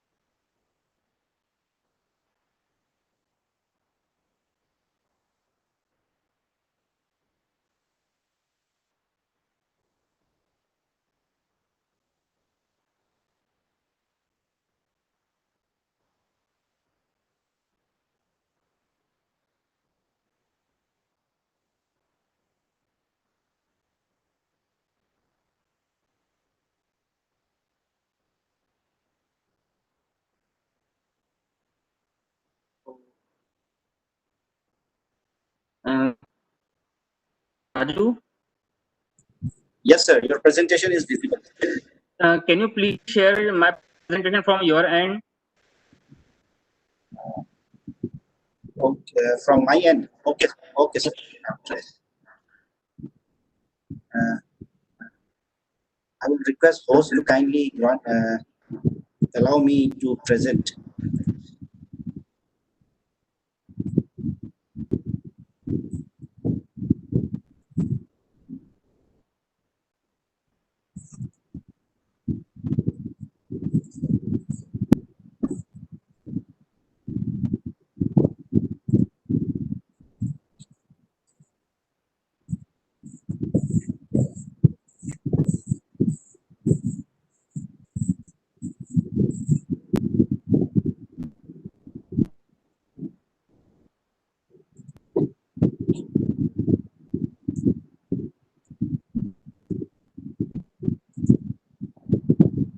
Okay, thank you for this help.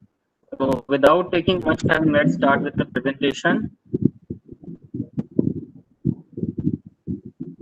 So in the introduction session, Professor Surya Prakash told about the 10-point agenda given by Honorable Prime Minister of India in the first Asian Ministerial Conference on Disaster Risk Reduction in the year 2016. So today here we are discussing on point number 7, that is the utilize the opportunities of social media and mobile technologies. So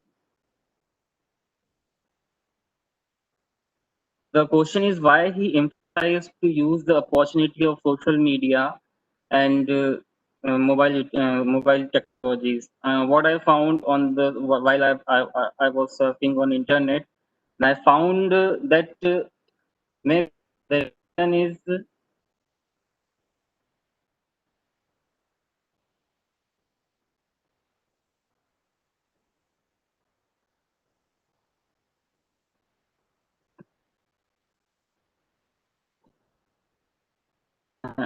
right. Are you operating your side or Sir, I am presenting your presentation. Sir. okay?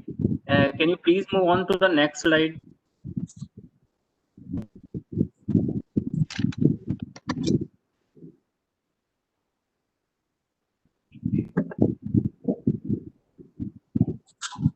Okay. So as I told you that why he emphasized to use to opportunity lies with social media and mobile technologies is maybe the internet usage worldwide, which has been drastically increased over the past years. If we can see that almost 51% of users are now shifted towards on their mobile rather than on their desktop. So, and further, the mobile traffic in past years has been increased by 222%. This might be the reason he emphasized to use social media and mobile technologies in the any of disaster. Can you please move to the next slide, please? So here are some genres of social media, as most of them we are aware of this. Like there are many social medias, music, question and answer sites, blog platform, micromedia such as Twitter, social networks like Facebook, SMS, voice instant messaging, MSN, and Skype. In the category of video, we have YouTube, and furthermore. So these are some genres of social media, and if we move to the characteristics of social media, it is emphasize the variety of content format, including text, video, photographs, audio, PDF, and PowerPoint. Many social media makes use of these options by allowing more than one content and alternative. Allows interaction to cross one or more platform through social sharing, email, and feeds. Facilitate enhanced speed and breadth of information dissemination. That is, we get more speed while we disseminate any information through social media. Then next, provides for one-to-one, one-to-many, and many-to-many communication. Like if I'm sharing one post with my friend, this is one-to-one communication, and that my friend is sharing my post to other friends. It is one-to-many, and those another friends are sharing that content to others. That become many communication. Enables next is enable communication to take place in real time. Yeah, this is the very bright future of social media, that we can have a real time scenario, real time monitoring of any event, and this is a this is device indifferent. That is, we can use social media on various platform like computer, tablets, smartphones. Okay, next please. Social media and natural disaster.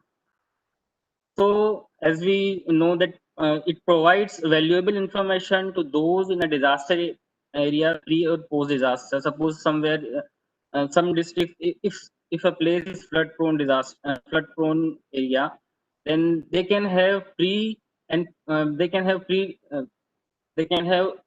information before the flood, that what the precautionary measures they have to use, and post disaster what are the resources available nearby.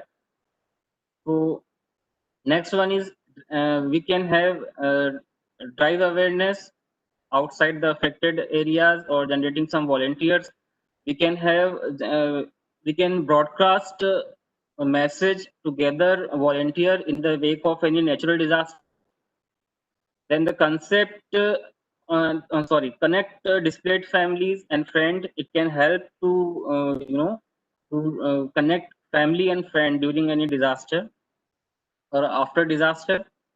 Provide information about unclaimed property, and in worst case scenario offers information about aid centers and other resources available to those. Next. Okay, now let's move to the mobile part. So opportunities lies with the mobile technologies. Can be that we can have public awareness, especially to vulnerable groups, about disaster risk and preparedness. Then we can have dissemination of early warning of impending dangers. How people can obtain information about location and availability of preparedness services, community specific and country specific. Develop community specific and country specific parameters, such as if we talk about community specific, then we can have whether it's tribal community, urban community, rural community. And if we talk about country specific parameters, then we can have dedicated disaster helpline number. And I heard that NDM is working on this. That is ERSS, Emergency Response Support System 112. So next, please. And sorry, the fifth point is various disaster alert app. Brigadier Ajay Gangwarji has told about Mosam and Damini app. Mosam app is by IMD, and it inform about weather forecast, temperatures, and other wind speed. And then Damini app gives the lightning alert. And one another app I would like to add in this is Megdut app, which is created by MD and ICAR, that is Indian Council for Agriculture Research. This is very helpful for farmer. And how can we forget about Arogya Setu, which is the self-assessment app for COVID-19. So these are some use of mobile technology, which is one of very common is common alerting protocol. And I would like to state that the Delhi Disaster Management Authority is also working on CAP, that we have some stored number when the disaster took place. So we disseminate this message to the concerned officials along with the with the officials working in the field of disaster management, Delhi Disaster Management Authority. So that message content of type of incident and time of incident, the nature of incident, and if there any casualty or injuries occurred. So and the most important, the location of the incident. These all details are shared with the concerned official along with the CAP. Okay. The next is supplementary device of alert, such as the develop media package to include local. We can have also local media, local television station to disseminate the relevant information in design and delivery weather related risk messages. Suppose if we are working, if we are not working off work hours and weekend, so there should be a proper mechanism to deliver the weather forecast related information. And we can also have a community religious organization to disseminate weather related risk messages. So these are some of my points. I have been given 10 minutes, so I tried my best to convey my my knowledge. And further, I would also like to add that the Delhi Disaster Management Authority Delhi recently has taken. Sorry. We are aware that recently Delhi NCR has seen more than 15 earthquakes in a short duration of time. So Delhi also comes under the seismic zone of 4. So keeping in view to aware mass gathering, mass, DDMA has recently worked on their media action plan. DDMA has displayed various zones during earthquake in the NCT of Delhi in the prime location so that public can be aware. So all from my side.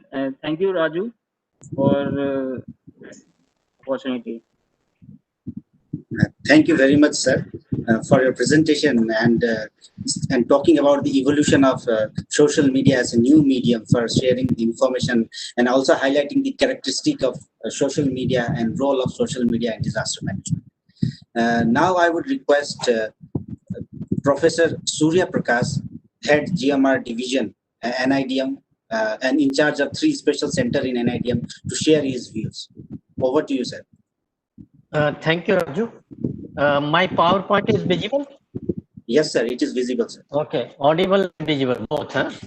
Okay, Yes, now because my previous speakers have covered quite a lot, so I will try to escape those parts and will try to focus on some different issues that I wanted to highlight. Although these opportunities for utilizing social media was also highlighted in our national policy on disaster management, as well as National Disaster Management Plan, which was revised in November 2019, and the PM agenda, which was given in the first post-Sendai Asia Ministerial Conference. Otherwise, it was the 7th Asia Ministerial Conference. And my friends, previous speaker have already mentioned, Facebook is the largest social media being used by most of us. YouTube, Instagram, Twitter, LinkedIn, WhatsApp, Telegram, Messenger, Google Alerts, and other things. Now, what we are mostly talking is in terms of electronic media. Our focus has become more of electronic media than of other social media. So I'll try to highlight some of the issues related to other social media also, which is in the form of our folklores, drama, exhibition centers, museums, where our society goes and learns from there. So we can even learn by different other mechanisms than just this. And mobile apps, no doubt, In most of the cases, we have developed at the national and the state levels. Just mentioning few of the mobile apps which was recently developed by Government of India and widely publicized and downloaded by the citizens of the country. This has helped us a lot in monitoring surveillance of the COVID affected population and non-COVID affected population. So all these types of apps have been developed for different purposes by the center and the state governments. So the number of such apps you can see during COVID-19 situation. And also recently DGIMD shared some of these apps which has already been mentioned by my previous speakers, which has been widely publicized both for iOS platform as well as for Android platforms. And these are the links. You can download these from Google Play Stores. And this is what you will find the information, what does it do and how you can work with it or use it. So Mausam, as said, Meghdoot, India weather map, satellite weather maps, Damini, Indarbazar. So many of such weather related, even private ventures, they have also developed mobile apps for sharing their information with the common man. And also the disaster alert agencies and disaster management authorities also developed in collaboration with the weather monitoring agencies or disaster monitoring agencies. So Tamil Nadu was one of the first states which developed a Tamil Nadu system for multi-hazard potential impact assessment alert, emergency response planning and tracking system. They called it as TN Smart, and where they used to share all the information to the public and also getting information back from the public to the authorities. So these are kind of situations and bulletins which were shared with the public, and they could also get the information through various other mechanisms beside the mobile app using even email and SMS systems. So print, electronic and social media, all types of media have been utilized for these purposes. And they also utilize, as my former speaker, Mr. Jan said, even if the push messaging systems are there, even if mobile is in an off mode or a silent mode, still that the emergency ring will go and work. So that type of push system has also been developed through that. And even not only in weather systems, but in geohazard systems also. We have now mobile app even for earthquake monitoring. In case you feel a jerk, just now Ajit said we had faced more than 15 earthquakes in the recent time in Delhi. And what is actually the magnitude and place of occurrence and the time of occurrence subject information, if you want, you can download this RISE Q, that is the risk related to earthquake from National Center of Seismology, which is the nodal agency for earthquake monitoring. So you can get information correctly and credibly without spreading any misinformation. That is why we want that social media should become more reliable and credible rather than a source of rumor and misinformations. Similarly, there are state level agencies like this ISR, the Seismic Research Institute in Gujarat. They have also developed their applications working for the local level. Now, the advantages are that the state level organization, they can develop these in their own vernacular languages as well, so that the people can easily understand and communicate with themselves. And there are many other such apps globally also, with Europe, with America, which also monitor the global level of disaster events. So even if you are outside country and you are interested to know what happened or happening around you in terms of any disaster events, that can be monitored using such mobile apps. And these are widely available and can be downloaded for different purposes. So you can see even AP Disaster Management Directory is available. Names and contact numbers of the resource persons, experts and authorities are given. Information about Disaster Management Act, and similarly in other weather systems, alert systems. So when even individuals, organizations from private sectors have also developed it. The government sector and also the state governments. You can see flood alert by the West Bengal government. So I could cite several of such, I'm sorry, mobile apps which are available. Even our NDMA, National Disaster Management Authority, has also provided and shared information to these mobile apps. You can download and learn from them related to different types of disasters, and also for the kids, not only for the elderly ones, even for the children, they can learn through various books which are in terms of entertainment come education or play come education. So this knowing about disasters through these mobile apps surely will be helping us, and also getting alerts. 112 was mentioned by him. So MHA has developed this app also, through which this information will be available in terms of landslide tracker. And radio communication is also a social media which gathers information from the public. It is also again two ways sometimes, that they can connect you to the public or the concerned authorities, as well as communicate with you the messages from the authorities. Similarly, the trade fairs and festivals, they are also opportunities for us as social media to utilize. I remember international trade fair at Pragati Maidan when NDMA and NIDM as well as NDRF joined hands together, and we displayed all the posters made by the children and awarded by our Honorable Prime Minister himself on one of the occasions, and then the students themselves talking about them and about the disaster management initiatives at the school levels. So this is policy, and then calling experts and discussing. I remember we had a program called Sawal Aapke Jawab Hamare. So this is what we were talking about, different disasters, and then taking them to the public. Public can come and ask questions and quizzes. So these are kind of social medias which also need to be explored beside the electronic media. You can see a large crowd gathered around when we started making quiz for the public, that how far do they know, and then we can test and also then sensitize them and mobilize them to learn more, and also giving them tips about disaster safety, do's and don'ts, or a type of construction designs, planning and maintenance.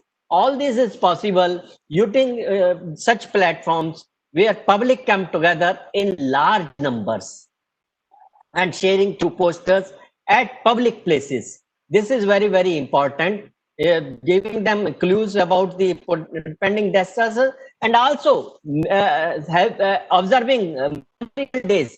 I remember 18th August 2010, 18 children between the age of 4 to 10 years, they got killed under a landslide. Now, this is not a small incident. A family lost all the 3 children they had, and they died while they went to the school to learn, so, during a daytime. That was around 9:30. So these are the things that we have to do as social media, and also like at all levels, not only the elderly ones or the persons who are working, even the children in the school need to learn about it, and we have to use our media in terms of education with entertainment and games. So we developed certain games also. We developed Ludo, we developed snake and ladder schemes, and others such games through which we also try to teach disaster management along with them. Memorial parks. I remember I was in Taiwan. They had a memorial park built in with the name of the people who actually got killed and the map of that area which was affected, reminding people of how vulnerable we are and what kind of hazard we can be stuck upon. And similarly, earthquake 921, that is 21st September in the Taiwan area, which killed so many people. Actually, a complete memorial site was created, and science experience centers. Now, telling them by verbally that, okay, if the earthquake is there, you will feel a jerk or you will see things moving. But what about keeping them in an environment and giving them a jerk of an earthquake of magnitude 5 or 6 or 7 and making them feel themselves and see what is happening to their room, to their belongings, and to themselves, and how do they feel like. So we have to create such kind of disaster experience science centers for the public, for the social media, and also putting pre and post big pictures in the field, in the affected areas, so that when people revisit those areas, actually they can see what was the situation before and what is the afterwards, and can we repeat it again. So learning from them through these social medias of posters and displays is very, very important, and providing them exact information of the situations that were faced at that time. Then the names of the people with their photographs. So reminding their memories of the disaster events, and also giving them an experience on prevention and education center. Disaster prevention and education centers have to be there, and they can be memorial museums, and the big things displayed over. People can easily watch, see, or models we can create. And these are also type of social media we can think about besides the electronic media in terms of Twitter or in terms of other things. When the internet is not working, you can always go and see these things and learn. And on the field, fault find where are the faults located which can cause earthquakes, and pictorial walls showing the disaster scenarios of people were panicky and getting worried, and keeping the memorial museums and the items as such, so that they can see how these items were affected. You could see all the watches stopped at one time at 2:30 when this Sichuan earthquake took place on 12th May 2008. And their situations and the equipment, even the response items that they had used, which were effective, and how long they could sustain and recover or respond in those situations, and what was the relief situations. So these big pictures of our disaster events and their response, relief, rescue should be also part of our social media, and how we try to recover. Psychosocial trauma was talked about. So children have to be engaged into some educational activity or play activity. And this is how they were engaged in some of the places and the activities.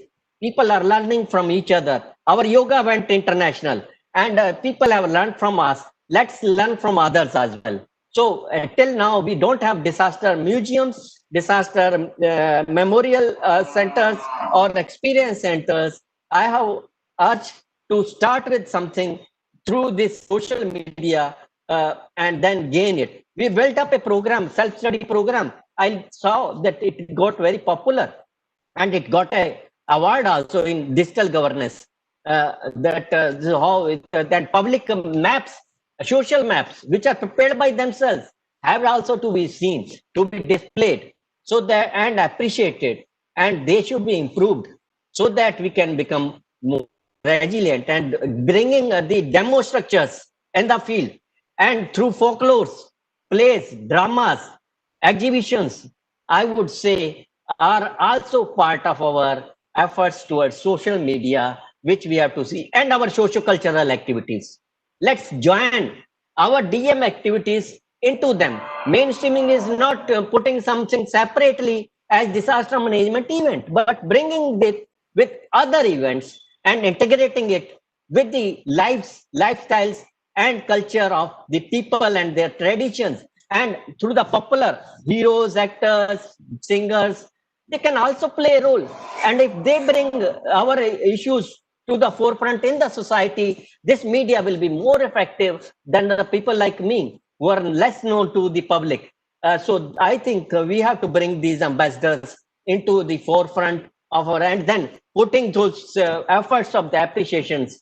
I've seen the work done in one of the villages, where they themselves, by their own contribution, did it, has to be appreciated, applauded, and sitting with them and talking in their own language and in their own terms with their own conditions will be more useful, and sharing these kind of do's and don'ts, which you normally see in all means.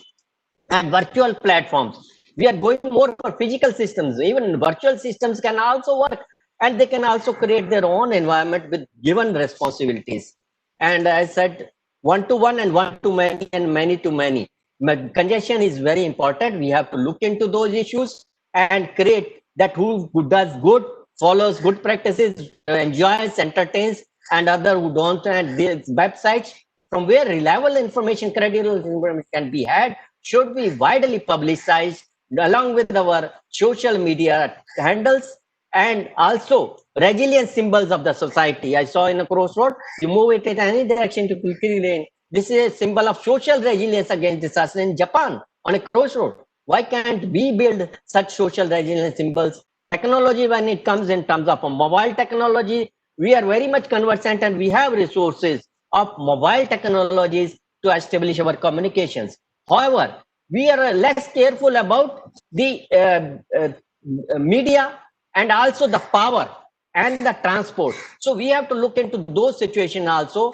When the Sendai World Conference took place, I saw many of the technology firms, they came forward and showed how the battery in the cars can also be utilized to charge our the transformers and the powers equipments and field-based mobile ATMs. All these money, everything is important. So can we do something more? Not only thinking in terms of messages and communication, but also providing relief and resources in disaster situations, which have become scarce and difficult and challenging at those times. Drones provide also another opportunity for us, and they have been utilized during COVID-19 situation for surveillance and monitoring. And these systems, I think we have to depend on. With these words, I would say that we can meet the challenges of the nature, which push threats to us in difficult situations. With these words, I would stop here and request Mr. Raju Thapa to take up question and answer session. Thank you, sir. Sir, we have, as sir, we have with us, sir, our Sasi Bhushan Mukesh, sir. Luckily, we got it. Yeah, you can have his presentation. Thank you, sir, for your for highlighting that with mobile app, more people have information with them all the time. The more they will be like self-reliant, allowing rescuer or responder to concentrate on their on those that is in greater need of help. Thank you, sir. Now I would like to call upon Sri Sasi Bhushan Mukesh, Additional Director General, National Academy of Broadcast and Multimedia, the Apex In-House Training Institute of Prasar Bharati. Over to you, sir. Thank you, Mr. Thapa.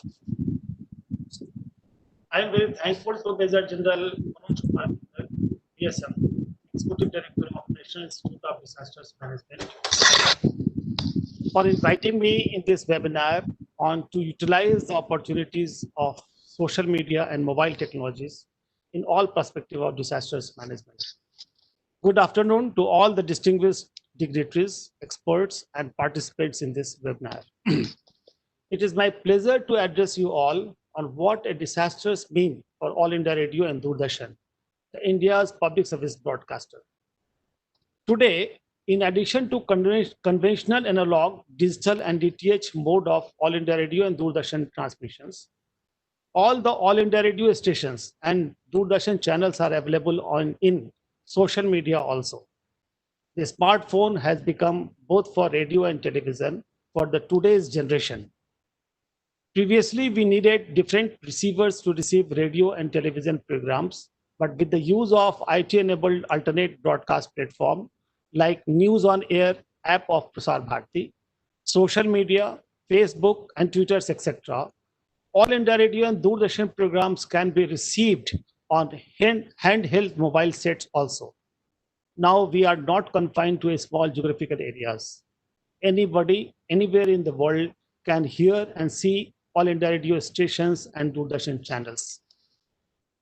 It is a time of crisis for us, be it a natural disasters, man-made disasters, or health crisis, because though it may affect a particular geographical area in the beginning, its repercussions can be worldwide, as we have seen in the case of the COVID-19 pandemic.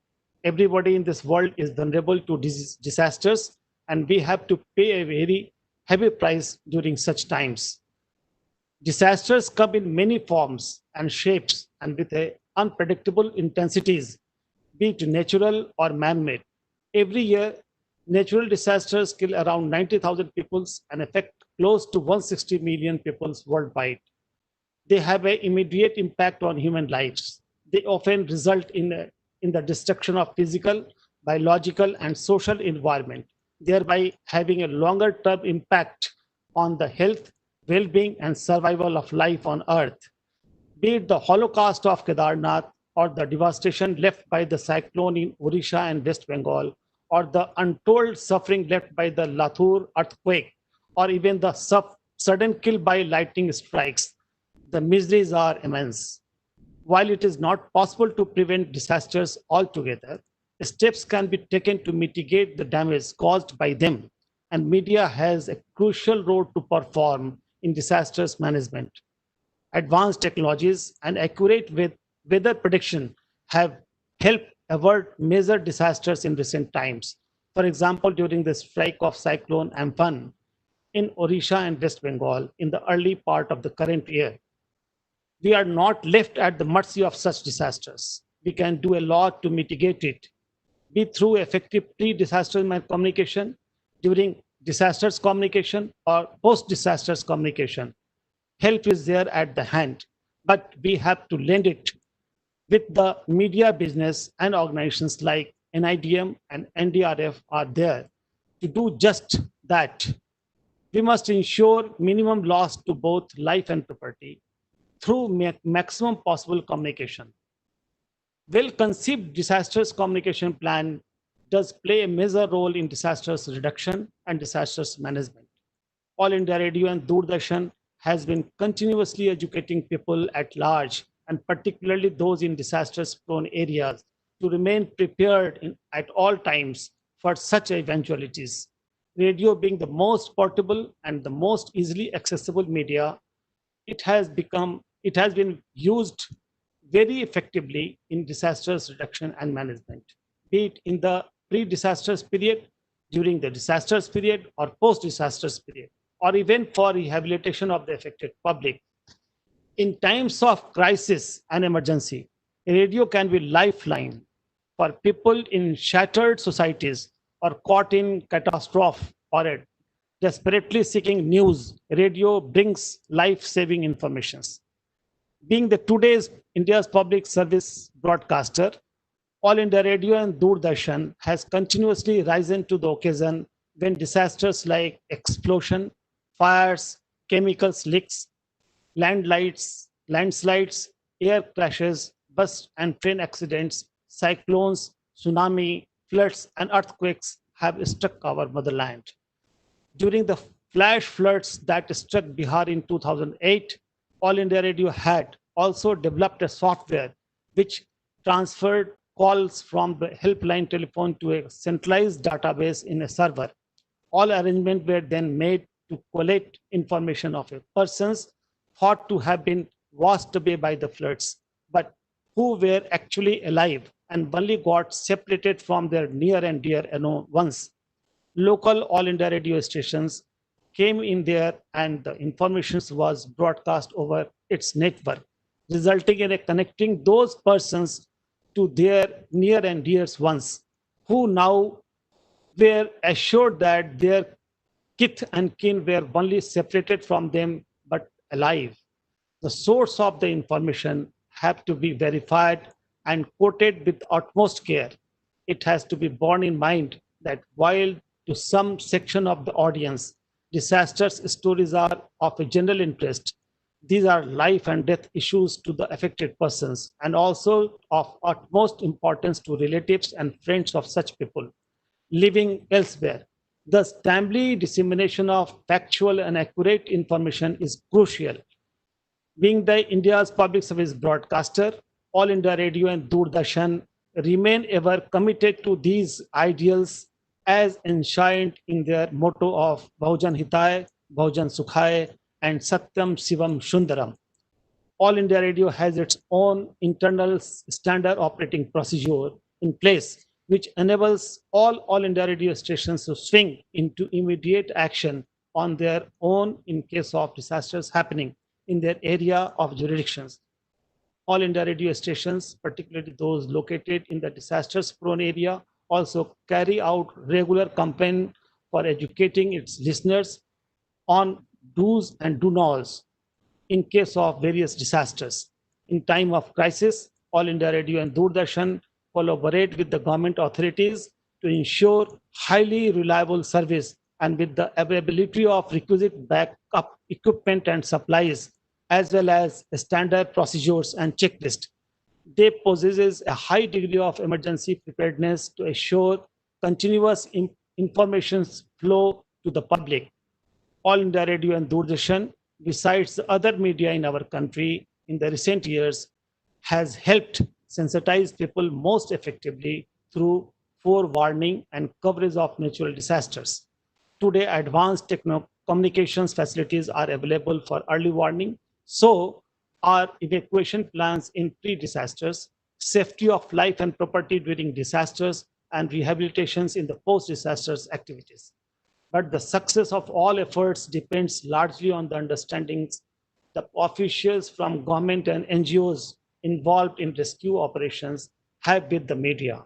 On the other hand, lack of communication and coordination among the government officials and media persons during disasters lead to broadcasting, telecasting, and publishing of unverified and speculative reports which are detrimental.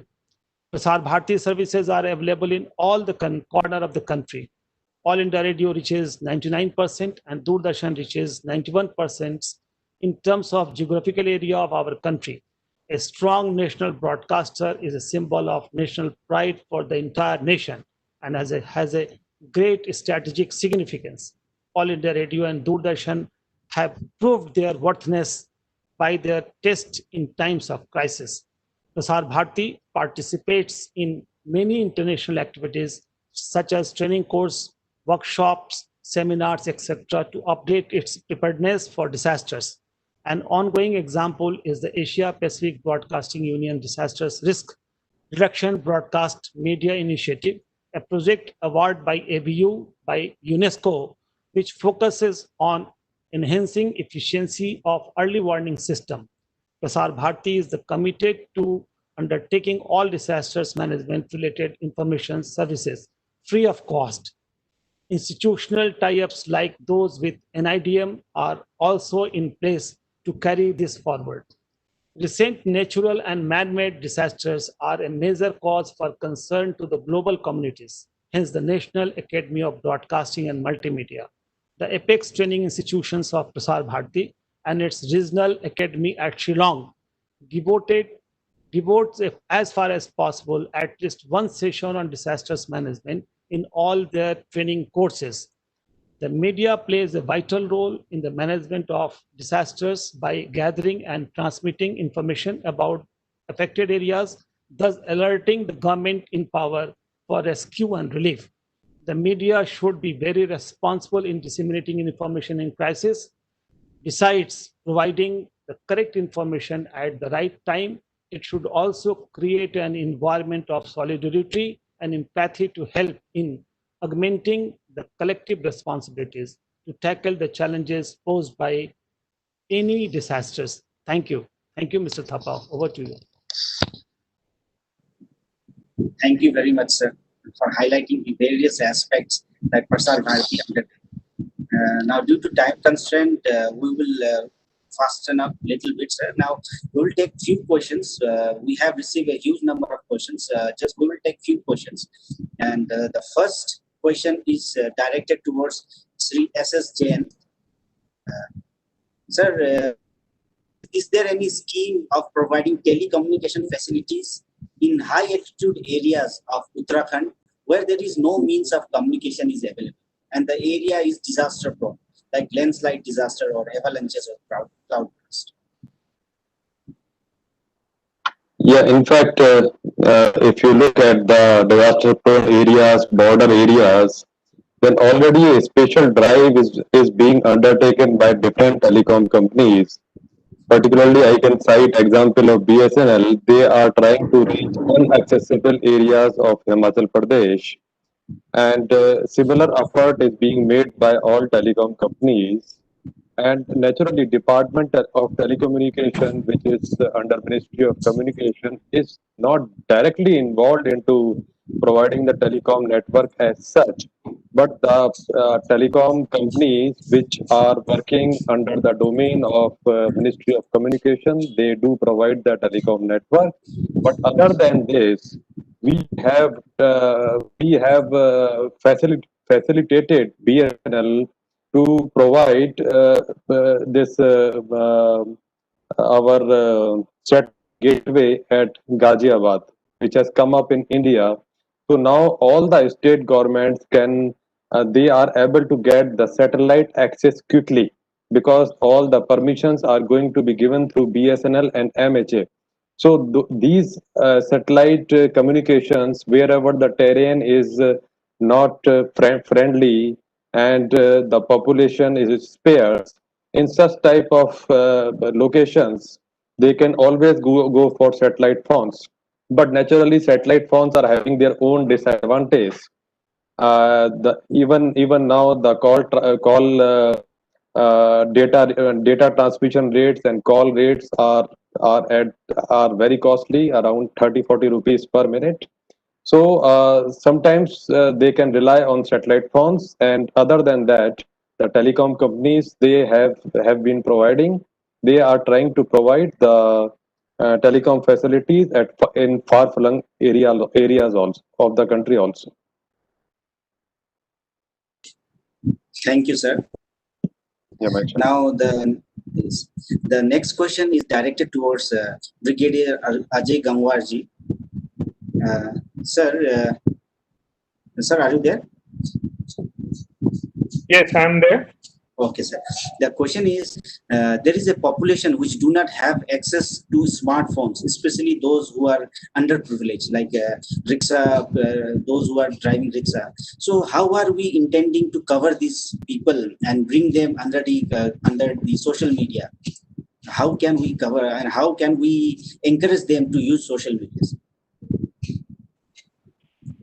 Yeah, we are acutely aware of the fact that a very large segment of population in India does not have access to smartphones.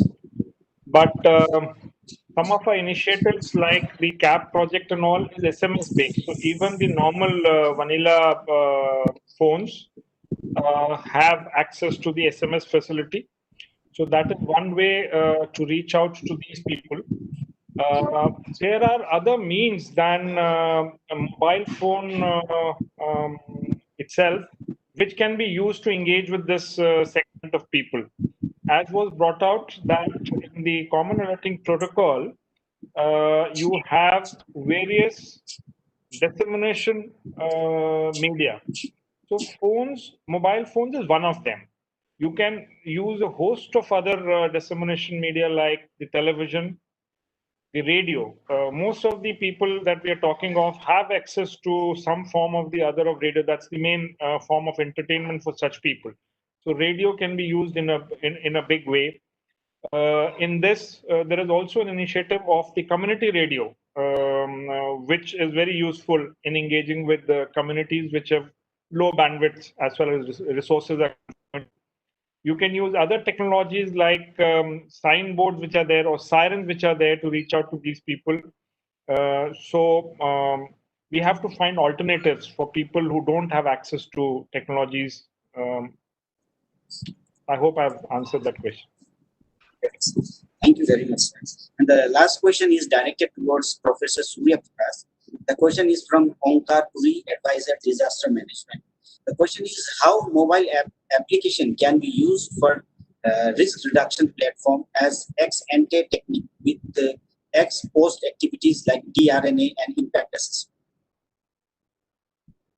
Raju, actually these are two parts that pre and post disaster situations. Disaster situation, we are sharing the knowledge related to its risk assessment, prevention and mitigation. So all this knowledge can be applied by the society through these web apps or mobile apps. It may have even web apps also. The second part is post-disaster situations. Mostly the information is disseminated through various media, even sometimes through satellite imageries, and that based on that some kind of preliminary assessments can be done. So mobile apps, you can take the photographs, as I said, in crowdsourcing techniques, and it can be sent to the concerned authorities. So that type of crude damage assessment is possible. Our BRNA, we have a proper mechanism for assessment that needs to be followed as per agencies.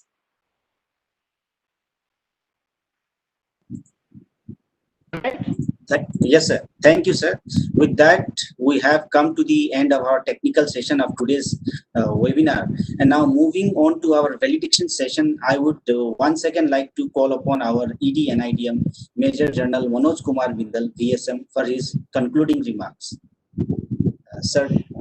Thank you, Raju. It was a very entertaining session for last 2 hours, more than 2 hours, because the panelists were highly informed and very experienced, and they the points issues that they gave out today was based on their personal experiences and hence very practical. Finally, I would like to say, to add on to whatever they have said, is we require a single dashboard for the social media. Today, if you see, just for weather, there are so many apps, Mausam, Damini, they are coming out and we are trying to propagate. Similarly, Abda Mitra is coming out, Abda app from NDMA. So everyone is coming out with an app of their, with respective ministries. But it is not possible for a user, even though they're very, to look at so many apps to find out where does he fit in. So there is a requirement to, for this, there should be a holistic view, and one app which meets all the requirements should be there. So if someone is the same app, if someone is interested in cyclone because that his area is affected by cyclone, he should show his preference to cyclone in that. Some who have more landslides in their area, he should select as his preference as landslide, and in a degrading order of whatever number of hazards that are present in his area. So it should be a multi-hazard app which combines the inputs from all other social apps of each ministry or each organization which is coming out with such apps. So I think some such initiative if taken by the NDMA is developed, then it will, the chances of it reaching the masses will be quite high. Because today, if you ask anyone, have you downloaded Damini app? 99% of the people won't even know about it or any other app. So even in the social media and the television, we are not propagating them. And even if we propagate them, you will find people know how many apps will you download? 5, 7, 10, 20. So there has to be some sort of semblance. So that is my, from what I understood, that we are doing a lot. Every organization, every department is doing a lot in reaching out to the last mile connectivity, and the success rate is very high, and we are able to reach out. And this COVID-19 pandemic has actually opened new avenues, have opened everyone, so that the acceptability of such information through the mobile has become a reality, and people are ready to accept that. So to make it easier for them, we have to find ways and means to propagate such things. The IEC campaign has to be in a much bigger way, and slowly it should become one-stop solution for everything. And that is what we should aim at. And it has to be done by a government agency. It cannot be done by a private organization, so that it is open to everyone, easily downloadable. It should have a very low bandwidth requirement, and it should be accessible. It should not draw too much of power also from the mobiles that once we, it should not be a heavy program. It should be a very light program, so that the battery life is also saved in the bargain when he's working on this app. Because whenever a disaster strikes, the first thing that goes away is electricity. And like in Bihar, we are aware when the floods came, large number of people were asking for power packs so that they can charge their mobile, even though the mobile network was on, but people didn't have power to charge their mobiles, and hence they were not connected.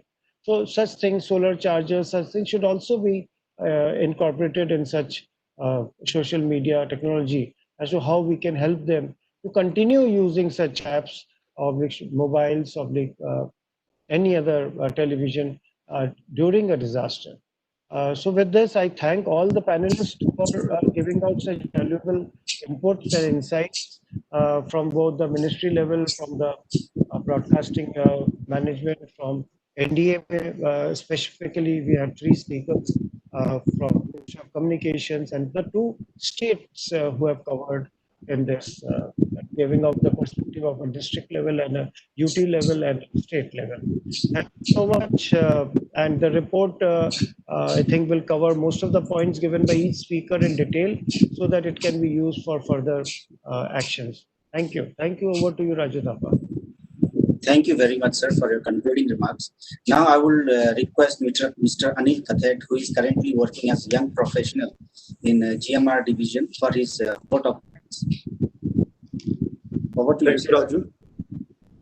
Good afternoon to all the delegates, experts. In today's city world and mobile technology, we define the means of communication.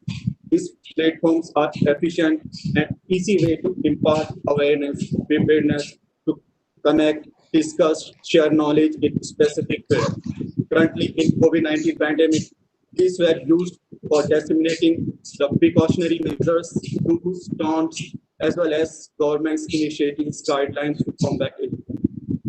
When we talk about the response and rescue operation, this time is a crucial element, and social media, mobile technology can fast track these operations and can be helpful in cutting down the time.